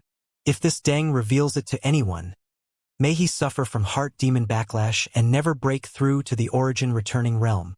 Hearing such a poisonous oath, Yang Kai gave a surprised look. Although this kind of oath may have just been casually spoken, if he really failed to uphold it, it would create a small, invisible flaw in his heart and very well may lead to him suffering from a heart demon when trying to break through in the future. As such, it could be believed in. I'm not worried about that, but you, 2 of your sect brothers died here. Won't that cause you trouble? Yang Kai glanced over at the nearby corpses. When Deng Ning heard this, his expression became slightly strange as he stared at Yang Kai strangely before asking tentatively, Is this the first time Brother Yang has heard of my demon blood temple? What do you mean? Yang Kai frowned. Deng Ning didn't dare act mysterious and quickly said, It seems this really is the first time Brother Yang has heard about Demon Blood Temple. No wonder. Brother Yang need not worry. It's nothing important if these two died here. In Demon Blood Temple, brothers killing one another isn't forbidden. In fact, it's encouraged. On top of that, there are many disciples in the temple, so no one will notice if one or two die. Yang Kai's eye bulged greatly after hearing this. Sure enough, the world was wide. Even a sect that encouraged its disciples to kill one another existed. What's more, this sect had actually endured the test of time, which Yang Kai felt was incredible. Deng Ning seemed to be the chatty type, so even without prompting, he continued, "The temple basically has a small internal war every 5 years, and a big one every 10. Each time such a war occurs, rivers of blood flow through the temple and many people die. Because of this, the sect is quite famous on Shadowed Star." "Then why hasn't your sect been destroyed?" Yang Kai asked strangely. Brother Yang doesn't mince words. Deng Ning's mouth twitched. Because the secret arts of the temple encourage slaughter, these internal fights actually lead to many disciples' strength increasing. After each war, countless disciples break through to the next realm, so a complete annihilation of the temple's population has never occurred. Smiling reluctantly, Deng Ning patiently explained. The more Yang Kai heard, the harder he found it to believe, so he didn't continue inquiring about it and instead asked, "I assume your Demon Blood Temple is nearby then?" "Yes?" "Yes. How far is Heavenly Fate City from here?" "Heavenly Fate City?" Deng Ning heard this name and was quite startled, suddenly realizing something and saying, "It turns out that Brother Yang is a Shadow Moon Hall disciple. No wonder your means are so profound." And this Ding is deeply impressed. Hearing Yang Kai ask about Heavenly Fate City, Deng Ning apparently misunderstood and thought he was a disciple of Shadow Moon Hall. Yang Kai didn't bother to correct him. After some small flattery, Deng Ning remarked, "Heavenly Fate City is quite far away from here. If you fly by Star Shuttle, it will take you at least half a year to arrive." "So far away?" Yang Kai frowned. He knew that Shadowed Star itself was massive because he had once sent a drop of golden blood to circle the star. But even at its ridiculous travel speed, it had still taken quite some time. However, taking 6 months to fly back to Heavenly Fate City from here was something Yang Kai wasn't willing to do. 6 months was enough time to do many things. Seeing the expression on Yang Kai's face, Deng Ning went silent for a moment, but after a brief struggle, he grit his teeth and said, "If you use the space array in Demon Blood City about 10,000 kilometers from here, it will save you a lot of time." Demon Blood City's space array isn't directly connected to Heavenly Fate Cities, but it can teleport you to a place called Bluestone City, which is under the jurisdiction of Grand Fire Temple. From Bluestone City to Heavenly Fate City, it's only about a month's journey. Of course, if Brother Yang knows a core disciple of Grand Fire Temple who can act as a guarantor, you should be able to use Bluestone City's space array to directly transfer to Heavenly Fate City. Demon Blood City's space array is connected to Bluestone City's? Yang Kai raised his brow. Yes, because Demon Blood Temple does a lot of trade with Grand Fire Temple. The disciples from the two sects are quite familiar with one another and often cooperate on excursions or in cultivation. Deng Ning explained with a smile, inquiring right after, "If Brother Yang wants, you can accompany me to Demon Blood City." This Deng is also a core disciple of Demon Blood Temple, so it won't be a problem to allow you to use the space array. Hearing what he said, Yang Kai was pleasantly surprised and secretly felt that allowing Deng to live was the right choice as he had some use. On his face, though, Yang Kai maintained an indifferent expression as he asked, "What's the cost of using your space array?" Deng Ning quickly waved his hand. "Brother Yang doesn't need to worry about that. This time, it was thanks to Brother Yang that I was able to survive." This Deng was worried about how to repay Brother Yang for this grace. But now that there's an opportunity to do so, what does such a small cost count for? Not to mention, using the space array only costs some Saint crystals. It's really not a problem. If Brother Yang intends to travel through Demon Blood City, this Deng will be glad to cover the expense. Deng Ning thumped his chest as he made this guarantee. It seemed that Yang Kai killing Ji and helping him kill Yi Yangrong had made Deng Ning want to establish a friendly relationship with him, so the offer he made just now was without and pretentiousness. Yang Kai pondered for a while, knowing that if it wasn't on orders from a sect elder or for some kind of mission, disciples of a sect wouldn't be able to use their space array for just some saint crystals. There were definitely other costs involved, but since the other party had already made the offer, Yang Kai saw no reason to refuse, smiling and nodding. Then I shall trouble Brother Deng. Brother Yang is too polite. Deng Ning saw Yang Kai's attitude towards him change, causing his mood to lift greatly. He felt he was not suffering a loss in this deal. Not only was he able to return this life-saving favor, he had even profited a bit. Brother Yang, please wait a moment. I'll go process that shameless bastard's body first, Deng Ning said before hurrying off. After killing, it was natural to destroy the corpse. This kind of thing was something Yang Kai was also familiar with, so he didn't say much. However, after Deng Ning left, Yang Kai reached into his robes stealthily. Nestled in his chest was the tiny artifact refining furnace. But now, inside of it was a red pill that radiated a potent blood chi. It was the blood fusion pill that Deng Ning threw into the flowing flame sand field. Yang Kai was naturally curious about what these three Saint King brothers from Demon Blood Temple were fighting over. So when Deng Ning threw the blood fusion pill away, Yang Kai immediately let the artifact spirit quietly go retrieve it. No one being able to enter the flowing flame sand field when it was closed didn't mean the artifact spirit couldn't. This artifact spirit was born from the pure fire attribute energy of the Earth Lung Fire Pond and had been absorbing that very energy for tens of thousands of years. So how could it care about the heat of the flowing flame sand field? The red streak and Ji saw flying into Yang Kai's chest was naturally the artifact spirit returning after it succeeded. Although he hadn't checked it carefully, just from the intense blood chi this blood fusion pill gave off, refining it must have involved something similar to a blood sacrifice. Yang Kai's theory was supported by the strong evil aura this pill gave off, and it was obviously that only Demon Blood Temple disciples would have much use for it. This malevolent aura wouldn't harm Demon Blood Temple disciples but instead would be helpful to their cultivation. Yang Kai asking the artifact spirit to retrieve it was simply in accordance with his alchemic curiosity. He had no other thoughts that pure curiosity. Just as Yang Kai was pondering over this pill, Deng Ning rushed over to Yi Yangrong's body, rather than directly destroying this corpse like Yang Kai imagined. However, Deng Ning sat down cross-legged with a delighted look upon his face. Beside this corpse, Deng Ning formed a series of hand seal and used some kind of secret technique that caused a series of howls and shrieks to ring out while blood chi rose sharply. About half an hour later, Yi Yangrong's body had become nothing more than bleached bones, while in Deng Ning's hand there was a red pill similar to the blood fusion pill.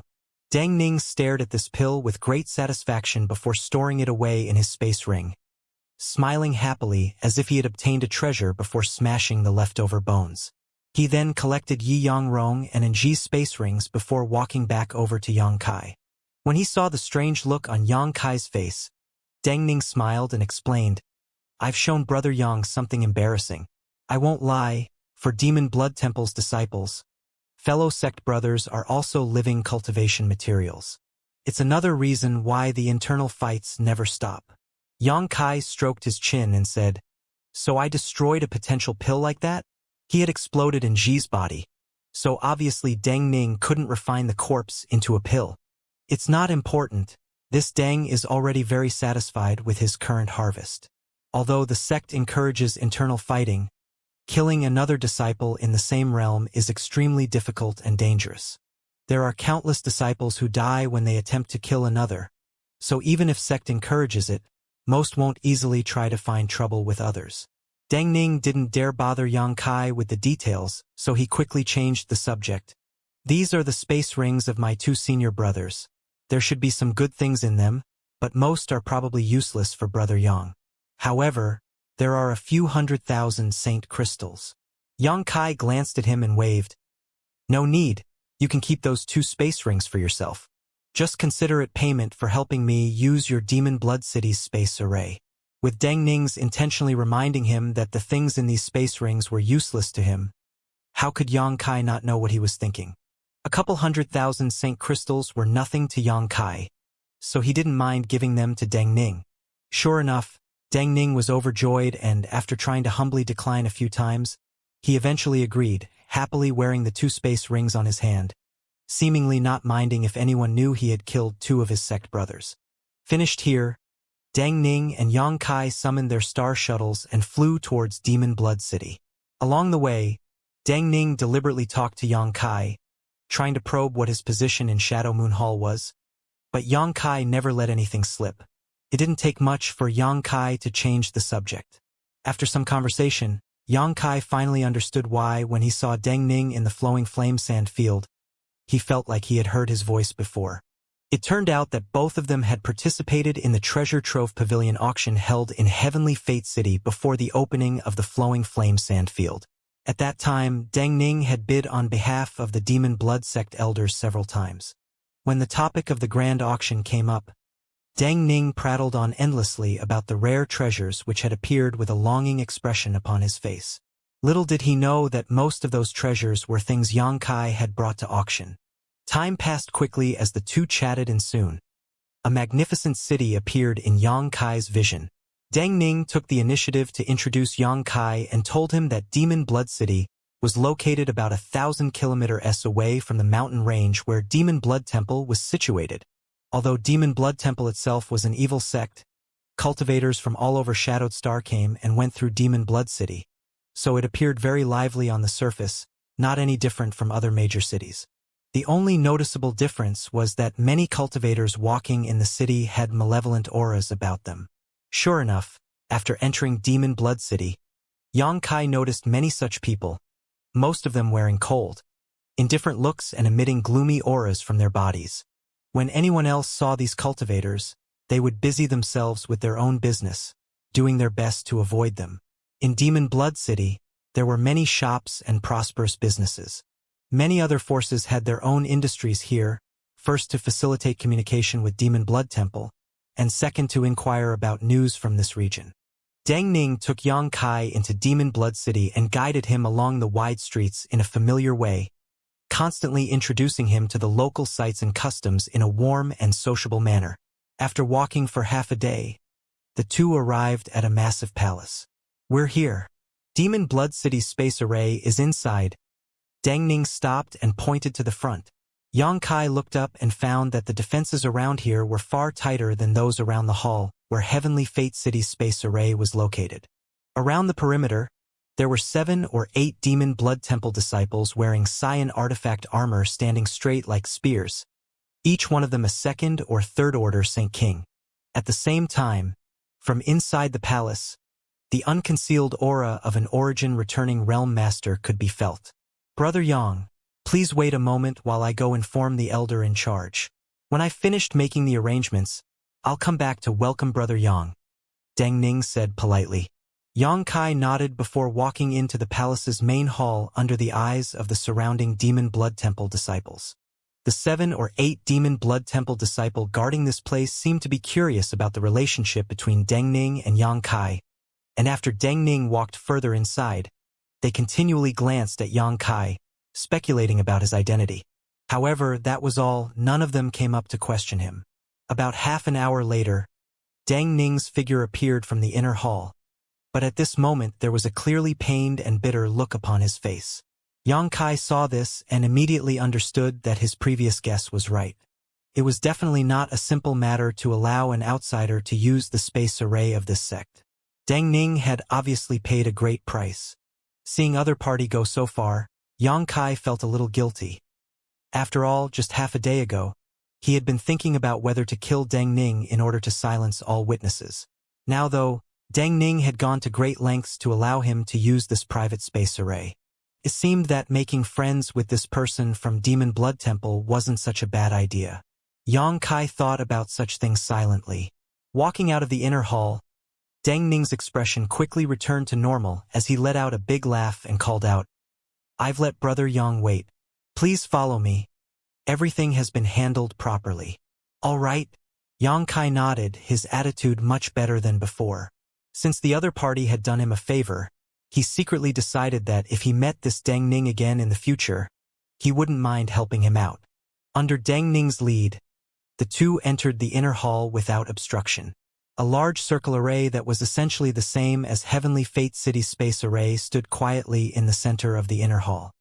Several grooves at the base of this circular platform were filled with high-rank Saint crystals already, indicating that it was ready to be opened at any time. Additionally, inside this hall, there were 3 Origin returning Realm Masters standing guard as well as a dozen or so Saint King Realm Masters. The 3 Origin returning Realm Masters each looked like they had good strength, and 2 of them sat on opposite sides of the hall in meditation, completely ignoring the arrival of Xianxia and Deng Ning. One of the Origin Realm Masters, though, an old man with silver hair, stood beside the central platform, his falcon-like eyes staring at Xianxia for a moment before he turned to ask Deng Ning, "Martial Nephew Deng, is this the person you wish to guarantee?" "Yes, Martial Uncle Lu. This is a friend that Martial Nephew made before." Deng Ning answered quickly and respectfully. "A friend? Heh." The old man surnamed Lu wore a fierce grin, as if the word friend touched one of his nerves. "You're from Shadow Moon Hall?" Xianxia looked indifferent, knowing that this old man surnamed Lu had probably inquired about his information from Deng Ning already, so he didn't bother denying and simply cupped his fists. "Greetings, Senior Lu." Seeing Xianxia understand proper etiquette, the old man surnamed Lu nodded slightly and said, "Although my Demon Blood Temple and Shadow Moon Hall don't share any kind of relationship, since Martial Nephew Deng is willing to act as a guarantor, it's permissible for you to use the temple space array. However, just what kind of friendship do you have with Martial Nephew Deng that would make him willing to pay 30 contribution points to allow you to travel to Bluestone City? Those 30 contribution points aren't something that can be earned without risking one's life several times." Deng Ning's complexion changed slightly as he quickly glanced over at Xianxia, but seeing the other party not show any kind of reaction, Deng Ning just laughed and said, "Martial Uncle Lu's curiosity is well-founded, but it's actually quite simple. Martial Nephew owes Brother Yang a life-saving grace, so 30 contribution points aren't worth mentioning." "A life-saving grace?" The old man surnamed Lu's eyes flashed suddenly, a cold light creeping into them as he scoffed. "A second-order Saint King saved your life? Is your third-order Saint King's cultivation fake?" Deng Ning's complexion turned white, as a lot of sweat began forming on his forehead. "And as far as I know, you've had no chance to make friends with any Shadow Moon Hall disciples besides when you went to Heavenly Fate City to participate in the auction. Heh! Could you have met at that time?" The old man surnamed Lu seemed to have a lot of doubts and asked several questions in succession. Deng Ning didn't know how to answer for a while. Xianxia saw that Deng Ning was being pressured by his martial uncle and couldn't come up with a good explanation. So he stepped in and said, "Senior should not misunderstand. I did not become acquainted with Brother Deng in Heavenly Fate City but rather in the Flowing Flame Sand Field. While inside, I coincidentally saved him once. It had nothing to do with personal strength. Junior very much admires Brother Deng's strength, actually." "Flowing Flame Sand Field. You also entered the Flowing Flame Sand Field? Why didn't you go back with Chen Tong then, and instead stuck around here for so long?" The old man surnamed Lu was surprised. "There were some small reasons that delayed Junior, so he failed to return with Elder Chen," Xianxia replied lightly. "Oh!" The old man surnamed Lu smiled meaningfully. "It seems that you had quite a good harvest in the Flowing Flame Sand Field." Xianxia's brow rose imperceptibly. Although he was vigilant in his heart, he wasn't too nervous, thinking about it for a moment before saying, "Junior did have some gains, but I'm afraid they wouldn't be able to enter Senior's eyes." Saying so, though, he waved his hand and took out 5 pigeon egg-sized fire crystal stones from his space ring before quietly delivering them to the old man. This is Junior's first meeting with Senior, but he has failed to prepare any appropriate gifts. In place of that, I hope Senior will accept these few small tokens of goodwill. When the old man surnamed Lu saw these fire crystal stones, his eyes lit up and he felt that Xianxia was truly a promising young man. He was making things difficult here to obtain some benefits from Xianxia in the first place, so with the opposite party understanding his intentions so quickly, it made everything easier. Waving his sleeve, the old man surnamed Lu accepted the 5 fire crystal stones and a big smile appeared on his face as he nodded. "Good. Good. No wonder Martial Nephew Deng made friends with you. It seems you're a generous and understanding young man with a promising future. All right, since you are a disciple of Shadow Moon Hall, this old master won't say any more." The reason why I asked so much just now was simply in case you were using a false identity to cause trouble. You can proceed now. After receiving 5 fire crystal stones, this old man's demeanor instantly changed, as if he had become a different person. Many thanks, senior. Yang Kai cupped his fists politely. On the other side, Deng Ning saw the old man surnamed Lu finally let go and couldn't help breathing a sigh of relief, carefully reminding in the next moment, Marshal Uncle Lu, make sure to give Brother Yang a temporary token, or else when he arrives in Bluestone City, the disciples of Grand Fire Temple won't allow him to pass through freely. You think it's necessary to remind me of this? The old man surnamed Lu coldly snorted, waving his hand to send out a crimson token to Yang Kai. Yang Kai caught this token and saw that it had a somewhat gruesome and terrifying head stamped onto it. The old man surnamed Lu explained, this is a temporary token of my demon blood temple. It's proof that you can pass through the space array and will allow you to avoid being questioned by Grand Fire Temple.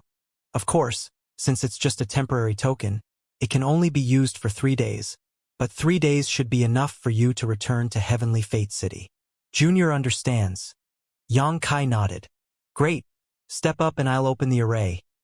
The old man surnamed Lu waved at Yang Kai, and Yang Kai immediately stood atop the circular platform. Deng Ning stood aside and cupped his fists with a smile to Yang Kai. I hope Brother Yang's journey goes smoothly. If there is an opportunity for Brother Yang to come to Demon Blood City again in the future, don't hesitate to look for this Deng to share a drink. Sure, if Brother Deng ever comes to Heavenly Fate City, he should come find this Yang. This Yang will definitely do his best to entertain Brother Deng, Yang Kai replied. Hearing this, Deng Ning smiled happily, knowing that his efforts had not been in vain. Spending 30 contribution points had really made his heart bleed, but he felt it was all worthwhile to become friends with this person. In the future, he may very well need to seek help from Yang Kai. After the two finished speaking, the space array gave off a dazzling light, and surrounding space immediately warped. Yang Kai's vision filled with white light, and after a brief moment, he found himself inside another grand hall guarded by several cultivators. In an instant, several tyrannical divine senses landed on Yang Kai, and he heard the sound of clothes swishing all around him as several Saint King realm cultivators vigilantly surrounded him. Seeing this, Yang Kai didn't panic and took out the temporary token from Demon Blood Temple and tossed it to the most powerful origin, returning realm master present. The man caught it as he remained unmoving.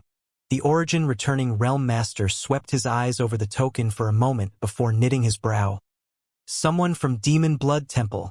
Saying so, he tossed the token back and said lightly, this token is good for 3 days. If you don't return here before time is up, this space array will not be open to you. Junior understands. Yang Kai nodded. The origin returning realm master simply waved his hand and the hostile aura in the room disappeared. The Grand Fire Temple disciples returned to their posts immediately, none of them caring about Yang Kai again. Yang Kai was pleased with this result and, after leaving the palace, blended into the flowing crowds of Bluestone City.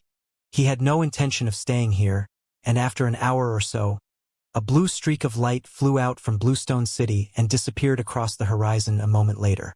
Yang Kai had gotten directions to Heavenly Fate City from Bluestone City and then set off because he didn't have any contacts in Grand Fire Temple, so there was no way he could use their space array. Fortunately, it was only 1 month from Bluestone City to Heavenly Fate City, which was several times closer than from Demon Blood City. This much of a delay was acceptable. His star shuttle was extremely fast, so Yang Kai simply sat cross-legged atop it, controlling its flight easily while starting to inspect his harvest from the Flowing Flame Sand Field. Since entering the Flowing Flame Sand Field, he had encountered many opportunities and obtained many good things, but how he should go about using all of them was something he hadn't considered yet. After some inspection, Yang Kai's state of mind fluctuated as even he was somewhat startled by his harvest. Finished with his harvest from the Flowing Flame Sand Field, Yang Kai began inspecting the blood fusion pill he had just obtained. After some investigation, Yang Kai was surprised. This blood fusion pill was truly as he expected. Although it contained a strong blood chi and vitality, it also contained a massive amount of malevolent energy. If an ordinary cultivator took such a thing, it would cause them serious harm. Only a cultivator who came from a sect like Demon Blood Temple could use this blood fusion pill to enhance their cultivation. But to Yang Kai, this kind of evil qi was not something that could harm him. After all, he had used and still used a similar type of energy. After carefully checking the materials of this blood fusion pill, Yang Kai was secretly shocked. Although he failed to recognize all the ingredients, he was able to deduce most of them and found that there were many rare spirit herbs involved. It was clear now why Deng Ning and his fellow sect brothers, who were all third-order Saint Kings, would fight for this blood fusion pill. Yang Kai figured that in Demon Blood Temple, the number of pills produced wasn't large and they would only be awarded to a disciple who have made big contributions to the temple. Deng Ning had obviously obtained many benefits in the flowing flame sand field and given them to the elders of Demon Blood Temple in exchange for this blood fusion pill. Then, at some point, news must have leaked out to Yi Yang Rong and Enji. Shaking his head, Yang Kai no longer bothered himself with such matters. Instead, he hesitated for a moment before tossing the blood fusion pill into his mouth and swallowing, transforming his demonic flame into a pure yang attribute. Yang Kai quickly refined the blood fusion pill's medicinal efficacies, sending a wave of cold energy coursing through his veins. However, under the scorching heat of his demonic flame, this cold energy was forced out of his body as wisps of black smoke, all of which left via his pores and dissipated into the air. All that remained was the massive amount of vitality contained in the blood fusion pill that circulated through Yang Kai's body and merged into his physique. Not paying attention to the effect of this blood fusion pill, Yang Kai turned to investigate the demon blood thread technique given to him by Deng Ning. Yang Kai was not planning on cultivating this demon blood temple secret technique, and instead just wanted to learn about it in preparation for when he ran into high-level members of Demon Blood Temple. When fighting against others, understanding how their skills and techniques worked would give him an advantage. But after beginning to read this scroll, Yang Kai let out a cry of surprise and soon became completely immersed in studying this secret technique, unable to extricate himself. As he continued investigating this technique, Yang Kai's expression gradually began to change, sometimes surprised, sometimes frowning, sometimes thoughtful. 1 month later, in the skies nearby Heavenly Fate City, a blue streak of light dashed forward and rushed towards Dragon Cave Mountain.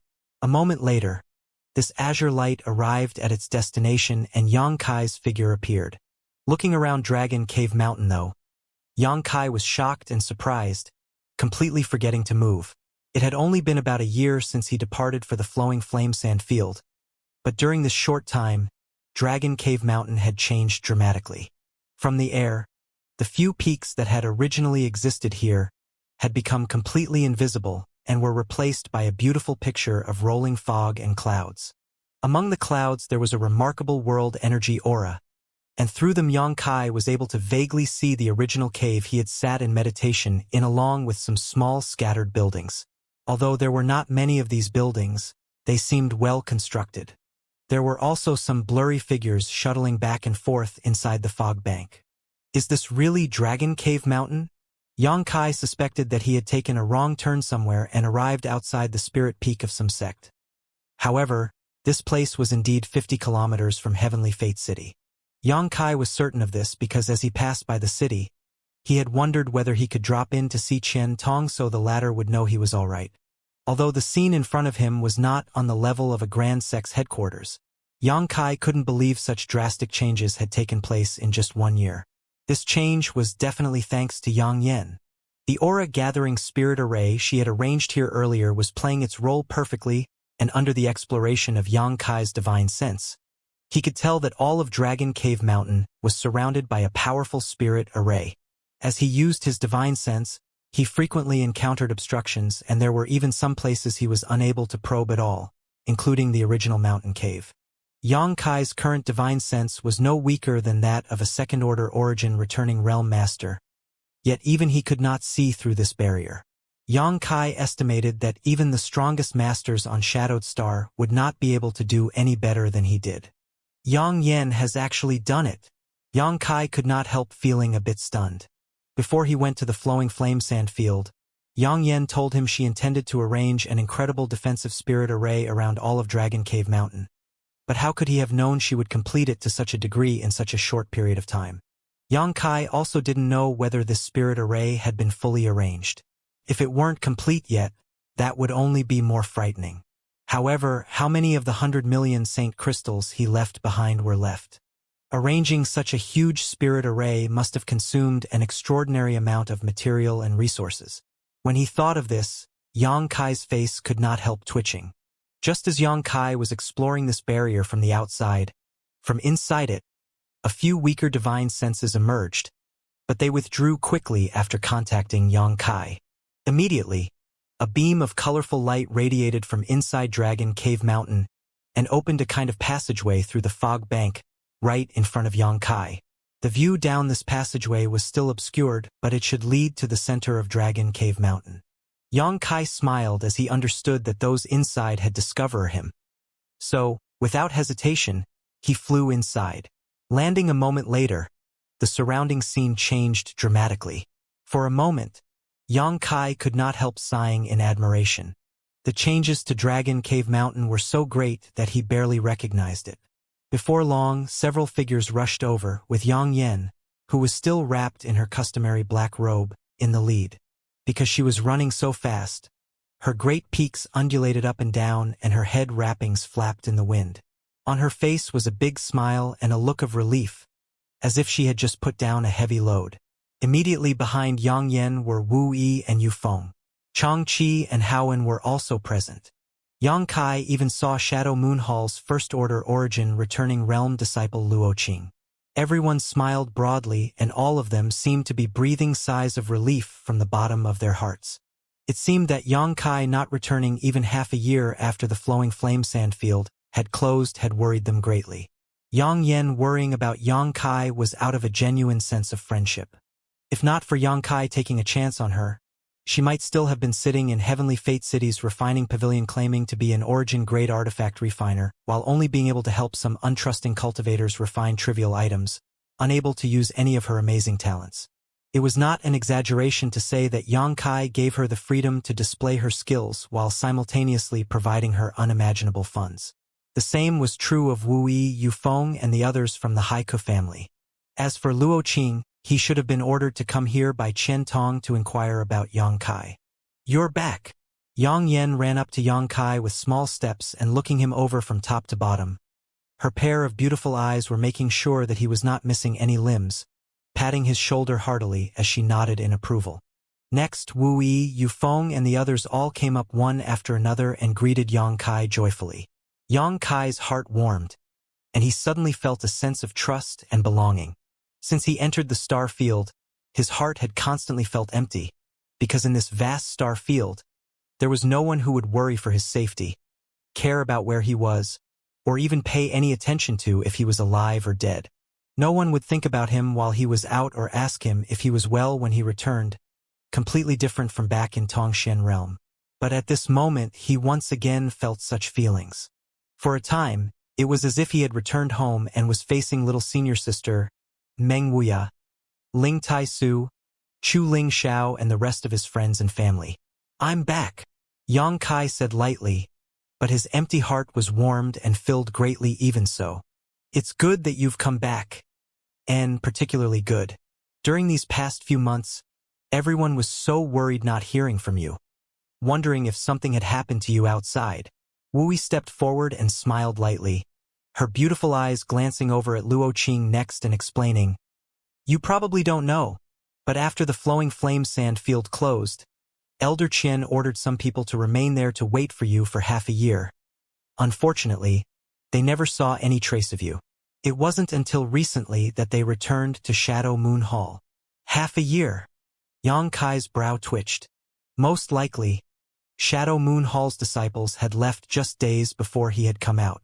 Feeling Qian Tong's concern, Yang Kai quickly cupped his fists to Luo Qing and said, "Greetings, Brother Luo. I must trouble you to express my gratitude to Elder Qian for his concern. After the flowing flame sand field closed, I had a certain matter that needed to immediately be attended to, so I quickly found a place to enter retreat and only recently came out.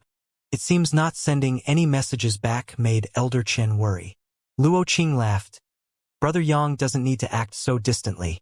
Elder Qian will be incredibly happy as long as he knows you've returned safely. Since you are safe now, oh, Brother Yang has broken through to the Second Order Saint King realm. Amazing. Congratulations. As Luo Qing exchanged greetings and pleasantries with Yang Kai, he noticed that the latter's cultivation had risen a minor realm and quickly offered his congratulation as a touch of envy flashed across his face.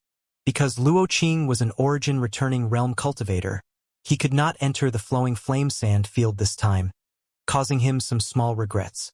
He had heard that many of the cultivators who returned safely from the flowing flame sand field had reaped great harvests and many had achieved breakthroughs in their bottlenecks.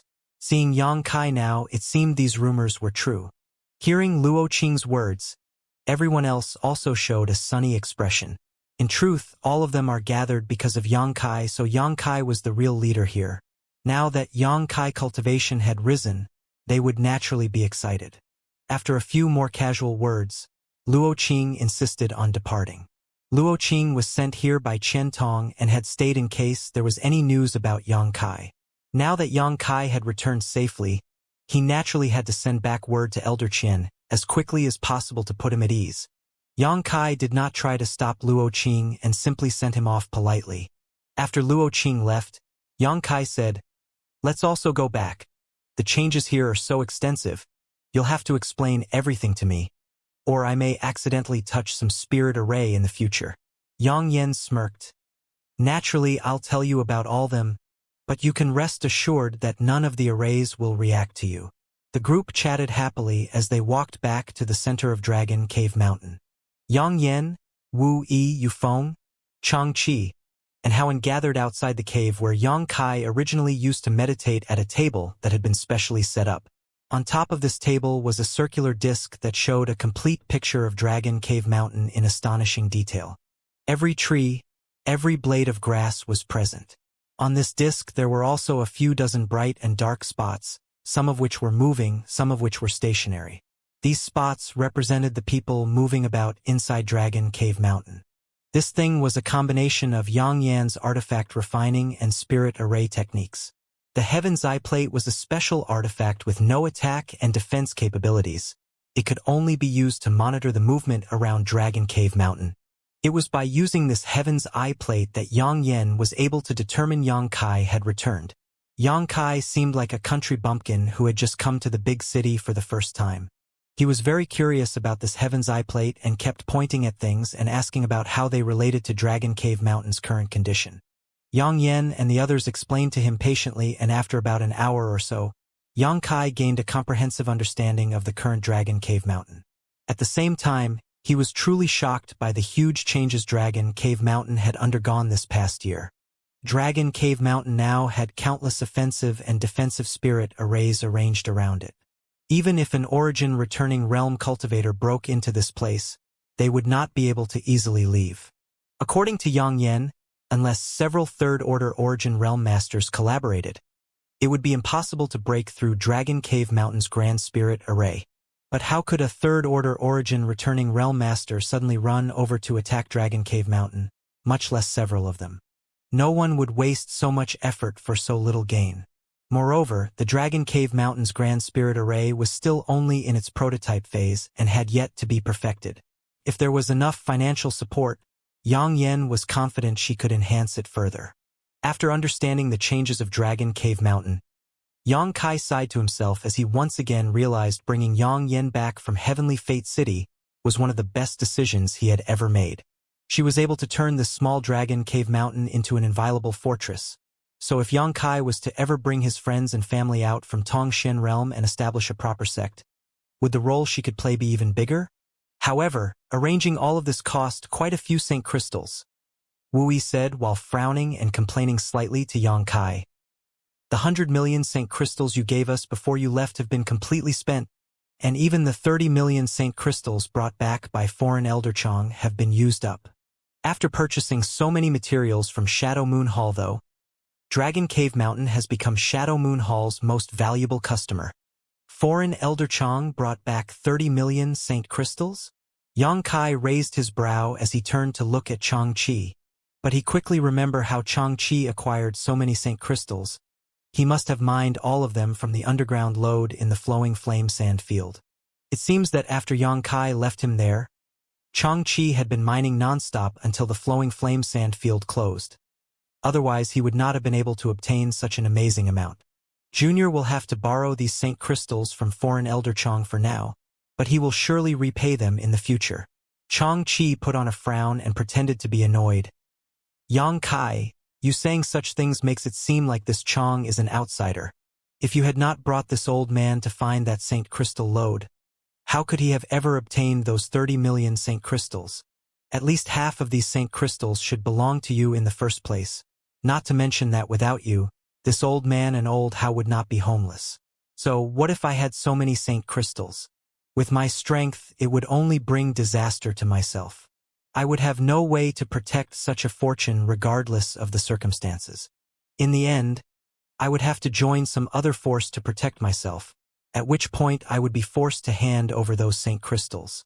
Howen also echoed, Indeed, Yang Kai, you accepted this old man and old Chang before the opening of Flowing Flame Sand Field, giving us brothers a place we can return to and call home. Extending your hand to us when we were at our lowest point is something we brothers will always be grateful for. It is more than enough. These Saint Crystals are old Chang's way of showing his thanks, so do not try to refuse.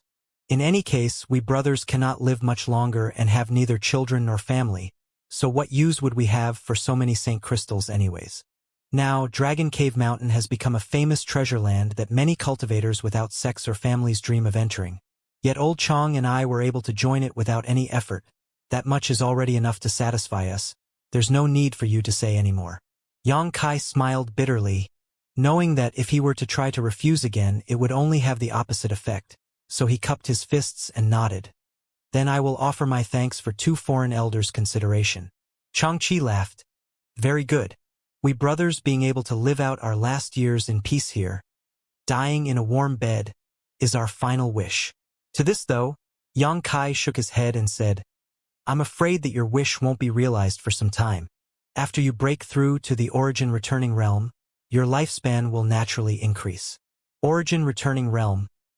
Changqi's eyes lit up, suddenly remembering about the 9-branched jade crystal tree, but he soon sighed sadly. Even if there is that thing, old Hao and I may not be able to break through. Leave everything up to this junior. 2 foreign elders should rest for the next few days and adjust your conditions to their optimum state. Yang Kai grinned meaningfully. Changqi and Howen glanced at each other, their hearts unavoidably growing inspired, but not saying much as they just silently began looking forward to the future. With Dragon Cave Mountain's finances being so tight, Yang Kai naturally would not be stingy, handing over the few million Saint Crystals he had mined in the underground lode to Wu Yi for distribution. The ordinary artifact refining materials he had found in the stone chambers of the Earth Lung Fire Pond were also taken out by Yang Kai and handed over to Yang Yen. Yang Yen was delighted when she saw these materials and quickly swept all of them into her space ring. With this injection of funds, in the short term, Dragon Cave Mountain would not need to worry about Saint Crystals or materials. If Yang Yen did not continue spending so wantonly, it should be enough to support them for a long time.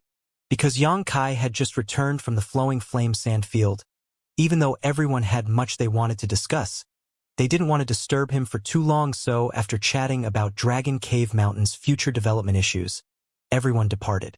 Yang Kai returned to the stone room where he lived. The original cave of Dragon Cave Mountain had become a restricted area now, with Yang Yen and the stone puppet remodeling it into a massive secluded cave mansion. There were numerous stone chambers specifically constructed for Yang Kai's exclusive use. The cultivators from the Haiku family lived in the newly constructed buildings outside, satisfying everyone greatly. The world energy aura was naturally strongest inside this cave mansion. Soon after Yang Kai sat down cross-legged, the nearby ground bulged slightly, and a small head popped out from underground. This head was sharp and angular, and its nose and mouth looked slightly strange. Only its eyes seemed lively and intelligent. Stone puppet. Yang Kai's thoughts flashed, and he beckoned to it, causing the stone puppet to leap up from its newly dug hole and scramble over. Climbing up, Yang Kai sit on his shoulder, displaying a kind of innocent affection. Yang Kai took a closer look at the stone puppet and quickly noticed that, after not seeing it for a year, this little fellow had also changed a lot. When it was born, its surface was gray and it looked like an ordinary rock. But now, its surface was a solid crystal-like structure, as if it were wearing an exquisite layer of natural armor. Yang Kai used his divine sense to inspect this armor, and was secretly shocked to discover that the stone puppet's skin had become incredibly tough. Even if Yang Kai were to punch this armor with his full strength, it likely wouldn't break. Did the stone puppet evolve on its own, or was this change also thanks to Yang Yen? Just when Yang Kai was pondering over this matter, the stone puppet seemed to remember something, scratched its head before opening its mouth and spitting out a stream of space spirit crystals. In the blink of an eye, thousands of pieces of space spirit crystal were piled up in a hill in front of Yang Kai. Yang Kai did not know where the stone puppet had stored all these things. Yang Yen had said before that stone puppets had a natural ability to store minerals in their stomachs so they could continuously devour and refine more. It was an innate ability. These are the last of the space spirit crystals produced by that underground space spirit crystal lode. A pleasant voice came from the side. Yang Yen had appeared inside the stone chamber at some unknown point. Yang Kai was not bothered or surprised by her presence, as he had sensed her arrival a while ago. Nodding, he put these space spirit crystals into the black book space. I took about a third of them for myself. Hehe. Yang Yen came over with a grin and sat cross-legged in front of Yang Kai. You have some use for space spirit crystals? Naturally, I have a use for them. Yang Yen smiled sweetly, trying to be mysterious by not answering directly. Yang Kai does not pursue the issue. In any case, these space spirit crystals should be enough for him to cultivate his space force for some time. What did you call me over for? Did you obtain some good things that aren't convenient to show everyone else? Yang Yan's eyes showed a hint of cunning as she speculated. Exactly. There are some things I prefer not many to know about. Yang Kai nodded, but instead of taking out his gains, he stared fixedly at Yang Yen for a moment before abruptly saying, Yang Yen, I have a question to ask you. Please answer honestly. This was the first time she had seen Yang Kai act so seriously, so Yang Yen could not help feeling a bit stunned. But after thinking about it for a moment, she nodded. All right. Are you the true master of this body? Yang Kai narrowed his eyes as he stared deeply into Yang Yan's, as if he was trying to see into her soul. Hearing Yang Kai's question, Yang Yen froze up for a moment before suddenly covering her small mouth as her shoulders trembled, leaning backwards as a peal of delightful laughter spread from her lips. What's so funny? Yang Kai asked in exasperation. Yang Yen kept waving her hand to indicate it was nothing, but she completely failed to stop her laughter, tears even gathering in the corners of his eyes. Yang Kai rolled his eyes and asked again, Then have you mastered some kind of beauty-preserving technique, so you appear young but are actually an old woman who has lived for thousands of years? This time, Yang Yen acted like a cat whose tail was stepped on, her laughter ceasing and her smile disappearing as her beautiful eyes glared fiercely at Yang Kai, grinding her teeth as she spat. I can answer definitively that I am not some several thousand-year-old woman. Make sense? Yang Kai gently nodded. If Yang Yen really had lived for thousands of years, her worldly experience couldn't possibly be so poor. The various behaviors Yang Yen exhibited up until now made her seem like a young, naive girl rather than a long-lived master. Yang Yan's expression also became serious, her thoughts unreadable but the look on her face somewhat pale. After a long time, she finally asked, You want to know if I seized this body, right? And Yang Kai nodded frankly. Only a forceful takeover by a powerful master could explain why Yang Yen was so young yet so proficient in artifact refining and arranging spirit arrays. One person's time and energy were limited. Although Yang Kai's attainments in alchemy were quite good, he couldn't afford to put any effort into studying another craftsmanship field unless he gave up his cultivation path. Yang Yen, however, had great attainments in both artifact refining and spirit arrays. The artifacts she refined and the spirit arrays she arranged so far even exceeded Shadowed Star's level in terms of subtlety and practicality. How did she accomplish this? There was no shortage of geniuses in this world, but even if Yang Yen was an extraordinary talent, given her age, It was impossible for her to have reached her current height, prompting Yang Kai to ask this question. Have you suspected so for a long time? Yang Yen looked at Yang Kai and asked. Since I learned you were an array master, I had some suspicions. But you can rest assured, whether you seized this body or not means nothing to me. The one I know is you. As for the previous soul of that body, I don't care, Yang Kai said lightly. Yang Yen laughed bitterly and went silent for a while before saying, It's not just you who has had such doubts. Sometimes, I can't understand who I am either. But I don't believe I seized this body from another because I can clearly remember all of my experiences from childhood up until now. There are no gaps or inconsistencies in my memories, like a second person's thoughts suddenly took over at some point, so I don't think a forced possession took place. Then did you worship a supreme master who taught you about artifact refining and spirit arrays? Yang Kai continued asking, not showing any doubt about Yang Yan's words. Yang Yen shook her head slowly, biting his red lips lightly as her two little hands fiddled anxiously with her black robes. A look of hesitation and fear appeared on her face for a while before she lifted her eyes and whispered, If I told you the reason I understand artifact refining and spirit arrays is because I was born with that knowledge, would you believe it? How is that possible? Yang Kai looked shocked. Yang Yen smiled bitterly. I know that it sounds crazy, but it's the truth. My knowledge really seems to be something I was born with. It's almost as if my artifact refining and spirit array skills were sealed into my memories, and as I continue to refine artifacts and arrange spirit arrays, those skills are slowly unsealed, allowing me to comprehend more profound artifact refining techniques and spirit arrays. On top of that, sometimes when I see rare or precious items I have obviously never heard of or encountered before, I am able to recognize them. Do you think it's strange? Yang Kai was dumbfounded. This wasn't on the level where it could be merely described as strange. No one was born proficient in artifact refining and spirit arrays for no reason. There must be some reasons for this, but these reasons may not even be clear to Yang Yen herself. It was precisely because of these strange circumstances that Yang Yen sometimes felt afraid of herself. Yang Yen didn't have any reason to lie to herself. What she said was probably the truth. This was something Yang Kai couldn't help her with. Although he knew that Yang Yen was odd, he had not expected her to be this strange. He did not continue to force this issue though.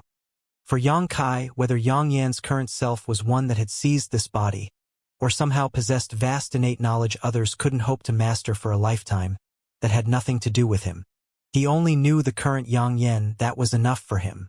After pondering for a while, Yang Kai asked, What grade of artifact can you refine now? Origin grade high rank shouldn't be a problem. As long as I have a lot of materials to practice with, sooner or later I should be able to refine Origin king grade artifacts. When speaking about her field of expertise, Yang Yan's spirits lifted noticeably, and a natural look of pride once again filled her face. Great! Help me enhance this again. Yang Kai took out the purple shield with a slightly awkward look.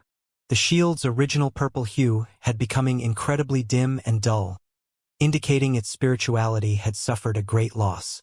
As soon as Yang Yen saw it, a look of concern appeared on her pretty face. Picking up the shield and stroking it gently, she quickly asked, Did you run into some kind of intense fire-type spirit array? A single strike actually reduced this origin-grade mid-rank defensive artifact to such a state. But I was ultimately able to emerge safely. Yang Kai grinned. Good, with the materials you gave me, it should be fine to enhance this to an origin-grade high-rank artifact. Yang Yen said before taking the purple shield into her space ring. Brushing her hair behind her ear, she restored her previous cheerful expression as her eyes glowed with joy, asking curiously, What good things did you obtain on this trip? Please let me see. All right. Yang Kai nodded before searching through his space ring. There were quite a lot of good things he had obtained from this, and he had called Yang Yen here to show them to her, hoping that she would be able to help him identify some of the things he couldn't recognize. Soon, Yang Kai waved his hand and a plate-sized fiery red crystal that gave off an intense burning aura appeared between the two. This is... Yang Yan's two eyes immediately flashed brilliantly as she stared fixedly at this fiery red crystal. It should be a fire crystal stone. Yang Kai stroked his chin. It's just that I don't understand why it's so big. And the process I went through to obtain it was also quite strange. It wasn't from a fire spirit beast. Yang Kai briefly talked about his experience in that strange mountain valley and how he obtained this huge fire crystal stone, his first big harvest in the flowing flame sand field. Yang Yen had been staring at the fire crystal stone while Yang Kai was talking about these things, gently stroking it with her hand. After Yang Kai finished speaking, Yang Yen nodded. It should be a fire crystal stone like you said. But this fire crystal stone has formed a natural spirit array inside of itself, allowing it to create those fire spirit beasts which blocked your path. A naturally formed spirit array?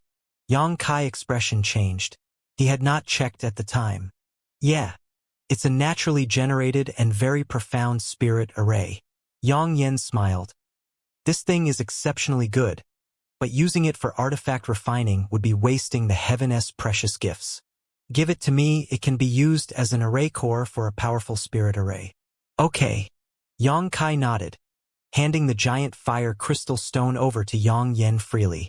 In any case, she would be using it to arrange a spirit array to protect Dragon Cave Mountain, so the one to benefit in the end would still be him. What else? Yang Yen put the huge fire crystal stone into her space ring before returning her beautiful eyes to Yang Kai, seemingly looking forward to what he would bring out next. There's this. Yang Kai took out a blood-red bead that looked a bit like a grass seed but exuded a strange bloody aura. A blood sword grass seed. Yang Yen saw this thing and her beautiful face instantly lost color as she exclaimed. She was able to recognize this seed at a glance. Blood sword grass. A fitting name. Yang Kai nodded thoughtfully, recalling what he had experienced after falling into that strange, bewildering array. When he broke free of that spirit array's constraints and walked out onto the narrow passage, there were many blood-red blades of grass growing on either side of the path that seemed to come to life and attacked him. Those blood-red blades of grass were incredibly hard and sharp. Even with his intrepid physique, Yang Kai didn't dare let them cut him at will. The flowing flame sand field actually had this kind of thing? Yang Yan's face paled. Is this thing quite famous? Yang Kai saw Yang Yen acting so fearful and couldn't help feeling curious. I don't know if it's famous or not, but I do know how terrifying it can be. It can grow infinitely as long as it's supplied with enough flesh and blood. Its power will also continue to increase, and when it reaches its limit, it is even capable of slicing through the body of an origin king. Is it really so frightening? Yang Kai, a touch of fear washing over him as well as a sense of relief. If Yang Yan's words were true, then the blood sword grass he encountered shouldn't have been fully grown. Otherwise, he wouldn't have been able to escape unharmed. This thing had an ominous reputation in ancient times, and many large sects would plant it around restricted areas to protect them. Yang Yen gently pinched the blood-red seed and examined it carefully. Unfortunately, there's only one seed. If there were more. Yang Kai not only wasn't concerned, but instead felt it was a pity. Unfortunately? Yang Yen snickered. No such thing. A single blood sword grass seed is more than enough, as it can multiply on its own. As long as it's fed enough blood, it can grow without limit. Yang Kai heard this and his eyes lit up. What do you want to do? Yang Yen seemed to be aware of the dangerous glint in Yang Kai's eyes and asked hurriedly. Nothing. Yang Kai grinned meaningfully before taking the blood sword grass seed back from Yang Yen and storing it away carefully. Let me tell you this first, if you want to plant it, you have to tell me in advance. However, there's no need to worry too much about it. As long as you don't feed it fresh blood, it won't grow bigger or pose any threat. I understand. Yang Kai nodded before taking out two more things from his space ring. One of the items Yang Kai brought out was a meter-long crystalline bone that was about as thick as a baby's arm. At first glance, it was clear to see that this thing was extraordinary. The second item was a round bead the size of a pigeon egg. This bead was perfectly clear, but there seemed to be a tiny green snake swimming about inside it, almost as if it was a living creature. This little green snake also exuded a soul fluctuation that, while very weak, contained an oppressive presence. As soon as this round bead appeared, a resonant dragon roar came from Yang Kai's body, and at the same time, a different kind of pressure spread out from him. Yang Yen looked up in amazement as she stared at Yang Kai, But soon her attention was attracted to the bone and round bead in front of her. Looking closely, her expression changed once more as a series of extremely complex looks flashed across her face. Sometimes there was surprise, sometimes there was suspicion, still other times there was shock. After a long time, she took a deep breath, raised her eyes, and looked straight at Yang Kai. Were you able to see what these two things are? Yang Kai felt that his lips had become a bit dry. Even though these things had been in his space ring for quite some time now, after taking them out again, he still could not help feeling a bit excited. Your luck is really amazing. You even managed to obtain a piece of dragon bone and a dragon bead. I really don't know where you could have found these things inside the flowing flame sand field. Yang Yan bit her red lips lightly. It was obvious that she too was extremely excited, but she was forcefully suppressing her raging emotions. It really is a dragon bone and dragon bead? Yang Kai looked overjoyed. Although he had suspected as much when he obtained these two things in the underground St. Crystal Lode, when Yang Yan confirmed it, he was still finding it difficult to believe. This is indeed a dragon bone and dragon bead. Yang Kai could not help grinning from happiness.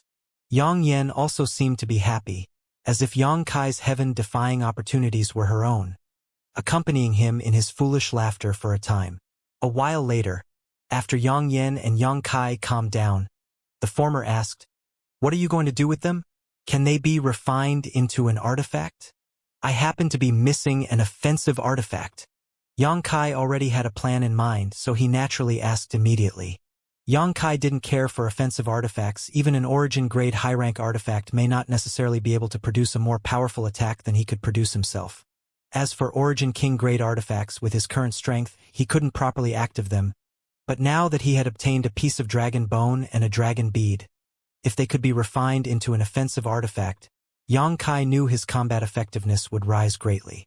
The 100 Mountains picture was not bad, but Yang Kai always felt a bit unsatisfied when using it.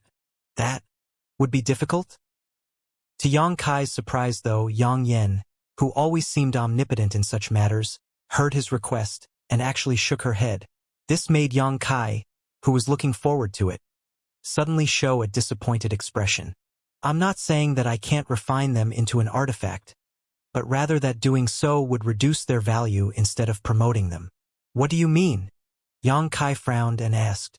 "This piece of dragon bone is from a true dragon and has incredible power already within it.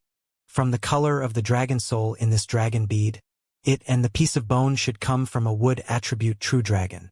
I don't know what kind of innate powers are stored inside these two things, but it can be said that they are already superb artifacts as is. If you let me refine them, it would only contaminate their natural auras and impede the flow of their power, reducing their overall might. Of course, if I were an Origin King grade high-rank artifact refiner, I would not have such concerns. Unfortunately, with my current level of skill, it would be exceedingly difficult to refine these two things perfectly. So what should I do?" Yang Kai's burning heat seemed to have been doused with a pot of cold water, calming him down in an instant. "Do I have to wait for you to grow into an Origin King grade high-rank artifact refiner?" Yang Yan knit her brow and fell silent, seemingly immersed in thought for a while. Some time later, she looked at Yang Kai and smiled. "Is the Saint Chi in your body Yang attribute?" "Not exactly, but it used to be." Yang Kai shook his head slowly. Now that his Saint Chi had been transformed into the black demonic flame, Yang Kai could not quite tell what its attribute was, so he didn't quite know how to answer Yang Yan's question. "Push your Saint Chi so I can see," Yang Yan asked as her beautiful eyes stared at him. Yang Kai quickly pushed his Saint Chi while transforming his demonic flame into a pure hot nature. Yang Yan's eyes lit up when she saw this and smiled. "If it's like this, then there's no problem. It seems your luck is really good. If this dragon bone and dragon bead had been obtained by another cultivator, they might have had to wait for me to grow into an Origin King grade high-rank artifact refiner before they could be processed into something useful. But since your Saint Chi is hot in nature, you can just refine it yourself." "Refining it myself?" Yang Kai stunned. "Refine it yourself. Doing so will result in great benefits, actually. With your current strength, although you can't fully refine this thing, nor can you exert all of its power, as time passes and your cultivation grows, the power this dragon bone will be able to display will increase proportionally. When the time comes, it can even become an artifact connected directly with your soul and life, Yang Yan explained with excitement. But I'm not an artifact refiner. How am I supposed to refine it? Yang Kai was still confused. There's no need for you to be an artifact refiner because it is already a complete artifact that doesn't require any enhancement. You only need to warm and nourish it. Here, I'll give you a set of secret arts to use. Just like that. Yang Kai was overjoyed as his mood rose once more. Yeah, and you also have a dragon bead with a real dragon soul. If you can also refine the dragon soul and dragon bead into the dragon bone, I really can't imagine what this dragon bone will look like at that time. Yang Yan's beautiful eyes shimmered brilliantly as a hint of obsession flashed across them. It seemed that she could not wait to see the scene after the dragon bone had been refined. Finished what she had to explain, Yang Yan quickly passed the refinement method to Yang Kai. Yang Kai listened and took down what Yang Yan said carefully, asking immediately when there was something he did not understand. Yang Yan explained everything patiently. This refinement method was not difficult, so it only took Yang Kai 2 hours to memorize it. Now all he needed to do was spend some time to slowly comprehend it, after which he could begin refining the dragon bone. After teaching Yang Kai this secret art, Yang Yan thought for a while and said, "If you want to speed up things, I can let you borrow my artifact refining furnace. Although my artifact refining furnace is not very good, it will still be able to assist in the refinement process." Artifact refining furnace? Yang Kai raised his eyebrows, revealing a weird look. "I have one. You have an artifact refining furnace?" Yang Yan was stunned and quickly asked, "You're not an artifact refiner, so why do you have an artifact refining furnace?" I obtained it in the flowing flame sand field. Moreover, it's not an ordinary one," Yang Kai said while taking out the tiny artifact refining furnace. When Yang Yan saw this little artifact refining furnace, she did not show too much surprise, only feeling that the strange bird pattern on it was a little unusual. But while she was inspecting the quality of this artifact refining furnace, the strange bird pattern came to life, swam across the surface of the furnace, then leapt off its surface and transformed into the scarlet firebird. Immediately, the temperature in the stone room shot up as a pure fire attribute aura filled the air. "An artifact spirit," Yang Yan called out in alarm, covering her mouth as her beautiful eyes stared fixedly at the artifact spirit.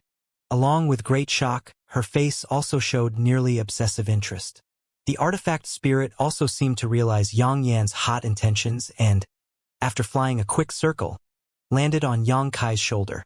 Its 3 long tail feathers trailed behind its body as it used its pointed beak to comb its wings, occasionally using its small eyes to cautiously observe Yang Yan, excluding its intelligence. Yang Yan was stunned speechless and her eyes flashed with undisguised longing. She suddenly realized that it was truly a loss for Yang Kai to not to be an artifact refiner. He had an appropriate Saint Chi attribute and an extremely powerful soul. On top of that, he had the best assistant in the form of the stone puppet and now even possessed an artifact refining furnace with an artifact spirit. This artifact refining furnace was also Origin King grade. It was so unfair. When Yang Yan compared her possessions with Yang Kai's, she suddenly found herself greatly discouraged. This artifact spirit had obviously been conquered by Yang Kai, so even if she wanted this artifact refining furnace, it was out of her reach. Once an artifact spirit was subdued, it was impossible for it to surrender to a second person unless the first died. With such an artifact refining furnace to assist you, you'll get twice the results with half the effort when refining the dragon bone, dragon bead, and dragon soul, Yang Yan said sourly, glaring at Yang Kai with grudge-filled eyes. Ahem. I actually collected a lot of artifact refining furnaces on this trip, and several of them are even Origin King grade. Really? Yang Yan's spirits immediately lifted. But they all seem to be a bit damaged, Yang Kai said while taking out the artifact refining furnaces he had collected in the earth lung fire pond, scattering them about the room. Yang Yan's jaw dropped and refused to close for quite some time, but after checking these artifact refining furnaces one by one, a look of annoyance filled her face as she shouted, "How is this a bit damage? It's more like they've all be scrapped. How could they have been so recklessly burned? Can they still be used? I don't know, but I'll try my best to fix them. Yang Yen waved her hand and put all the artifact refining furnaces into her space ring. Next, Yang Kai took out all his other gains from the flowing flame sand field one by one and handed all of them over to Yang Yen. For example, a huge number of fire crystal stones, the brilliant fire crystal essence, a flowing flame flying fire, etc. Yang Kai had collected a total of 9 flowing flame flying fires, so after giving one to Yang Yen, he had 8 left. He wanted to know whether refining one of these would enhance the power of his conflagrated knowledge. See. The ancient map fragment Yang Kai obtained by killing Meng Hongliang was also given to Yang Yen. As a result, she now had 2 of these map fragments in her possession, and although this was not enough to form a complete map, putting them together and researching them might yield some results. The piece of crystal that Yang Kai obtained in the 6th layer, which caused him to hallucinate, was also recognized by Yang Yen. She said it was a naturally formed treasure called an illusion stone. She also received this crystal as it was the best material to arrange an illusion array with. The 20 pieces of bamboo which took Yang Kai half a year to collect were also given to Yang Yen, so she could find a way to make use of them. As for the spirit grasses and spirit medicines Yang Kai collected in the flowing flame sand field, such as the emerald silk grasses, purple fine jade fruits, golden sun fruits, and other herbs which could be used for alchemy. Naturally, he wouldn't give them to Yang Yen. Yang Kai kept the red candle fruit, red candle stalk, 9-branch jade crystal tree, golden sun fruit tree, 10,000-year incense, and a number of other rare items as he had his own plans for them. After receiving so many materials, Yang Yen happily left. With her talent and skill, along with so many treasures, she could let loose and refine whatever she wanted. Before leaving, though, she handed Yang Kai a big token. On this token were numerous profound seals and patterns. With the help of this token, Yang Kai could freely enter and exit his cave mansion, as well as open the independent barrier around the cave. Once this barrier was opened, no one in Dragon Cave Mountain would be able to access this cave mansion except for Yang Kai. Even Yang Yen wouldn't be able to come in unless she broke the spirit array. Yang Kai was very satisfied with this. Yang Yen had obviously taken his privacy into account and had used many methods to create a restricted area for him. Yang Kai had no intention to live in one of the newly built houses outside, as the stone mansion was much more in line with his preferences. Perhaps this was because he had once dug his own cave mansion into the walls of the coiling dragon stream back in High Heaven Pavilion. For his own dwelling, Yang Kai quite liked this kind of cave mansion. It was quiet and somewhat lonely, but that just made it well suited to sitting in meditation by himself. Yang Yen had paid great attention to the layout of this cave mansion. This place had the most barriers and spirit arrays of any location in Dragon Cave Mountain and also possessed the most rigorous defense. The world energy aura here was also the strongest. When Yang Kai first returned and tried to explore Dragon Cave Mountain with his divine sense, this cave mansion was one of the locations he couldn't read anything from. After Yang Yen left, Yang Kai sat cross-legged in place, lost in thought for a while. He had already noticed that not just Yang Yen but also Wu Yi, Yufeng, Changqi, Haowen, and the several dozen former Haiku family disciples had come to regard this place as their own home and had put in a great amount of care to build it up. Yang Kai appreciated such sentiments.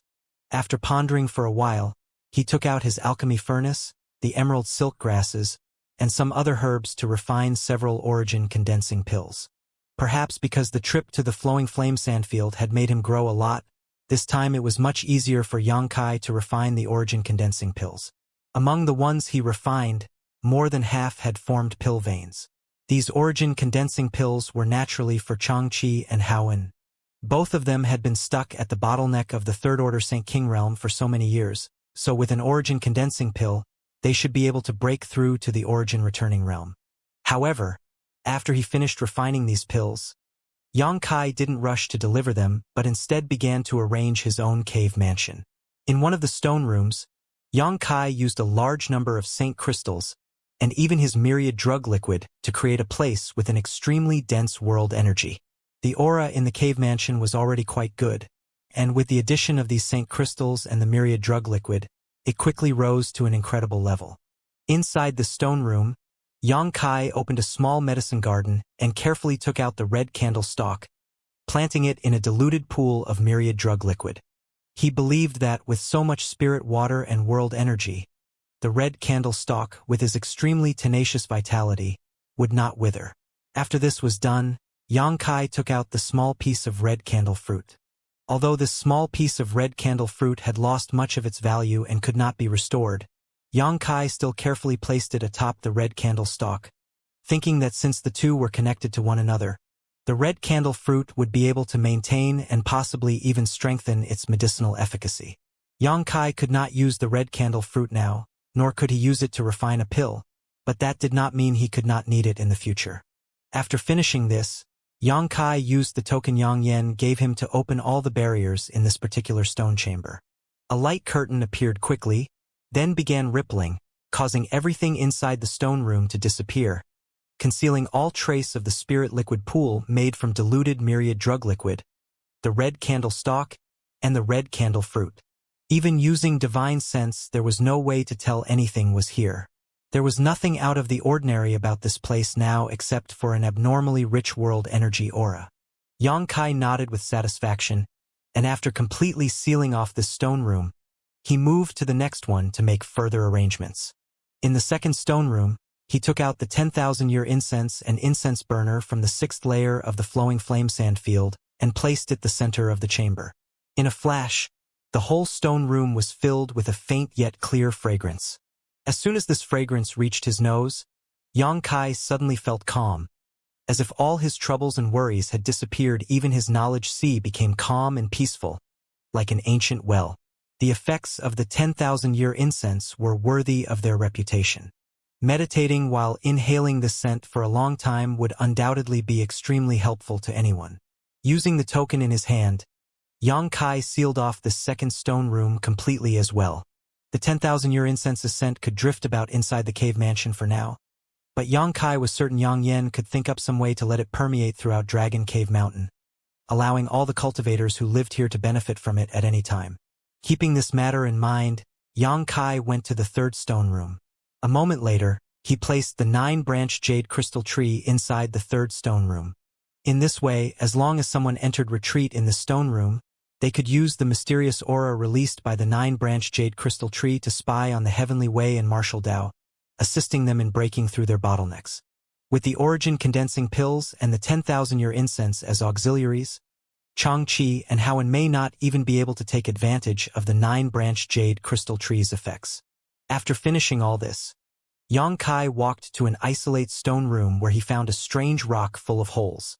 This strange stone was the profound insect stone that Yang Kai spent many saint crystals to win at the last auction. After purchasing it, Yang Kai had put his soul-devouring insects into it. Yang Yen had said that the profound insect stone was perfectly suited to growing exotic insects.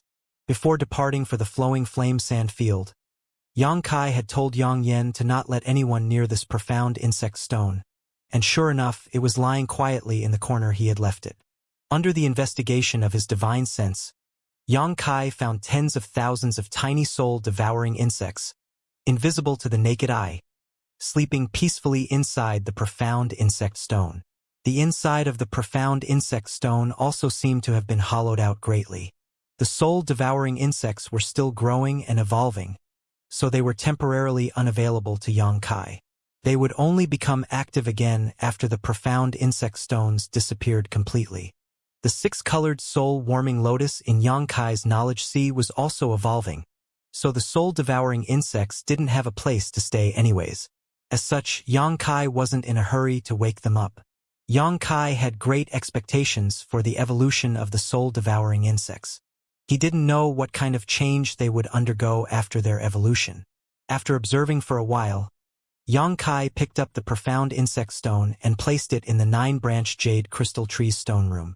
Leaving his cave mansion, Yang Kai called over Xianxia and Howen and handed each of them an origin-condensing pill before telling them to pick a free stone chamber to enter retreat. Yang Kai believed that it wouldn't be long before Dragon Cave Mountain had its first 2 origin-returning realm masters. Although they would only be first order, they would still be origin realm masters. When Yang Kai went out in the future, The two of them could coordinate with all the profound spirit arrays here to ensure Dragon Cave Mountain's safety. Over the next few days, Xianxia kept himself busy. No one knew what he was up to, but soon, all of them were surprised to find that a golden sun fruit tree had suddenly appeared in Dragon Cave Mountain. Although there was no ripe fruit on this tree, it was no doubt a high-grade spirit fruit tree. In addition to brightening the scenery around Dragon Cave Mountain, it also gave everyone something to look forward to in the future. Regarding the transplanting of the golden sun fruit tree, Xianxia was given a long and harsh lecture by Yang Yan. After listening to her scoldings, Xianxia realized that he had been far too naive before. The requirements for the golden sun fruit tree's growth environment were extremely harsh. If Xianxia hadn't possessed a treasure like his black book space, he would definitely not have been able to take it out of the flowing flame sand field, as it would have already died inside any space ring he tried to use. Even though it had now been replanted here, the chances this golden sun fruit tree would survive was less than 30%. Yang Yan spent a lot of effort to arrange a number of spirit arrays to gather and transform the surrounding world energy for it to use, but even so, whether it would be able to live or not was questionable. However, it was the changes the bloodsword grass seed underwent that shocked Xianxia and Yang Yan the most. Originally, Yang Yan had taken the bloodsword grass seed and found a suitable place to casually plant it. Because she didn't provide it with any fresh blood or flesh, she didn't expect it to germinate or grow immediately, so she hadn't paid too much attention to it. As long as some overconfident fool dared to attack Dragon Cave Mountain and was injured or died near this bloodsword grass seed, it could absorb the vital energy of those people, break through the ground, and hit the enemy by surprise.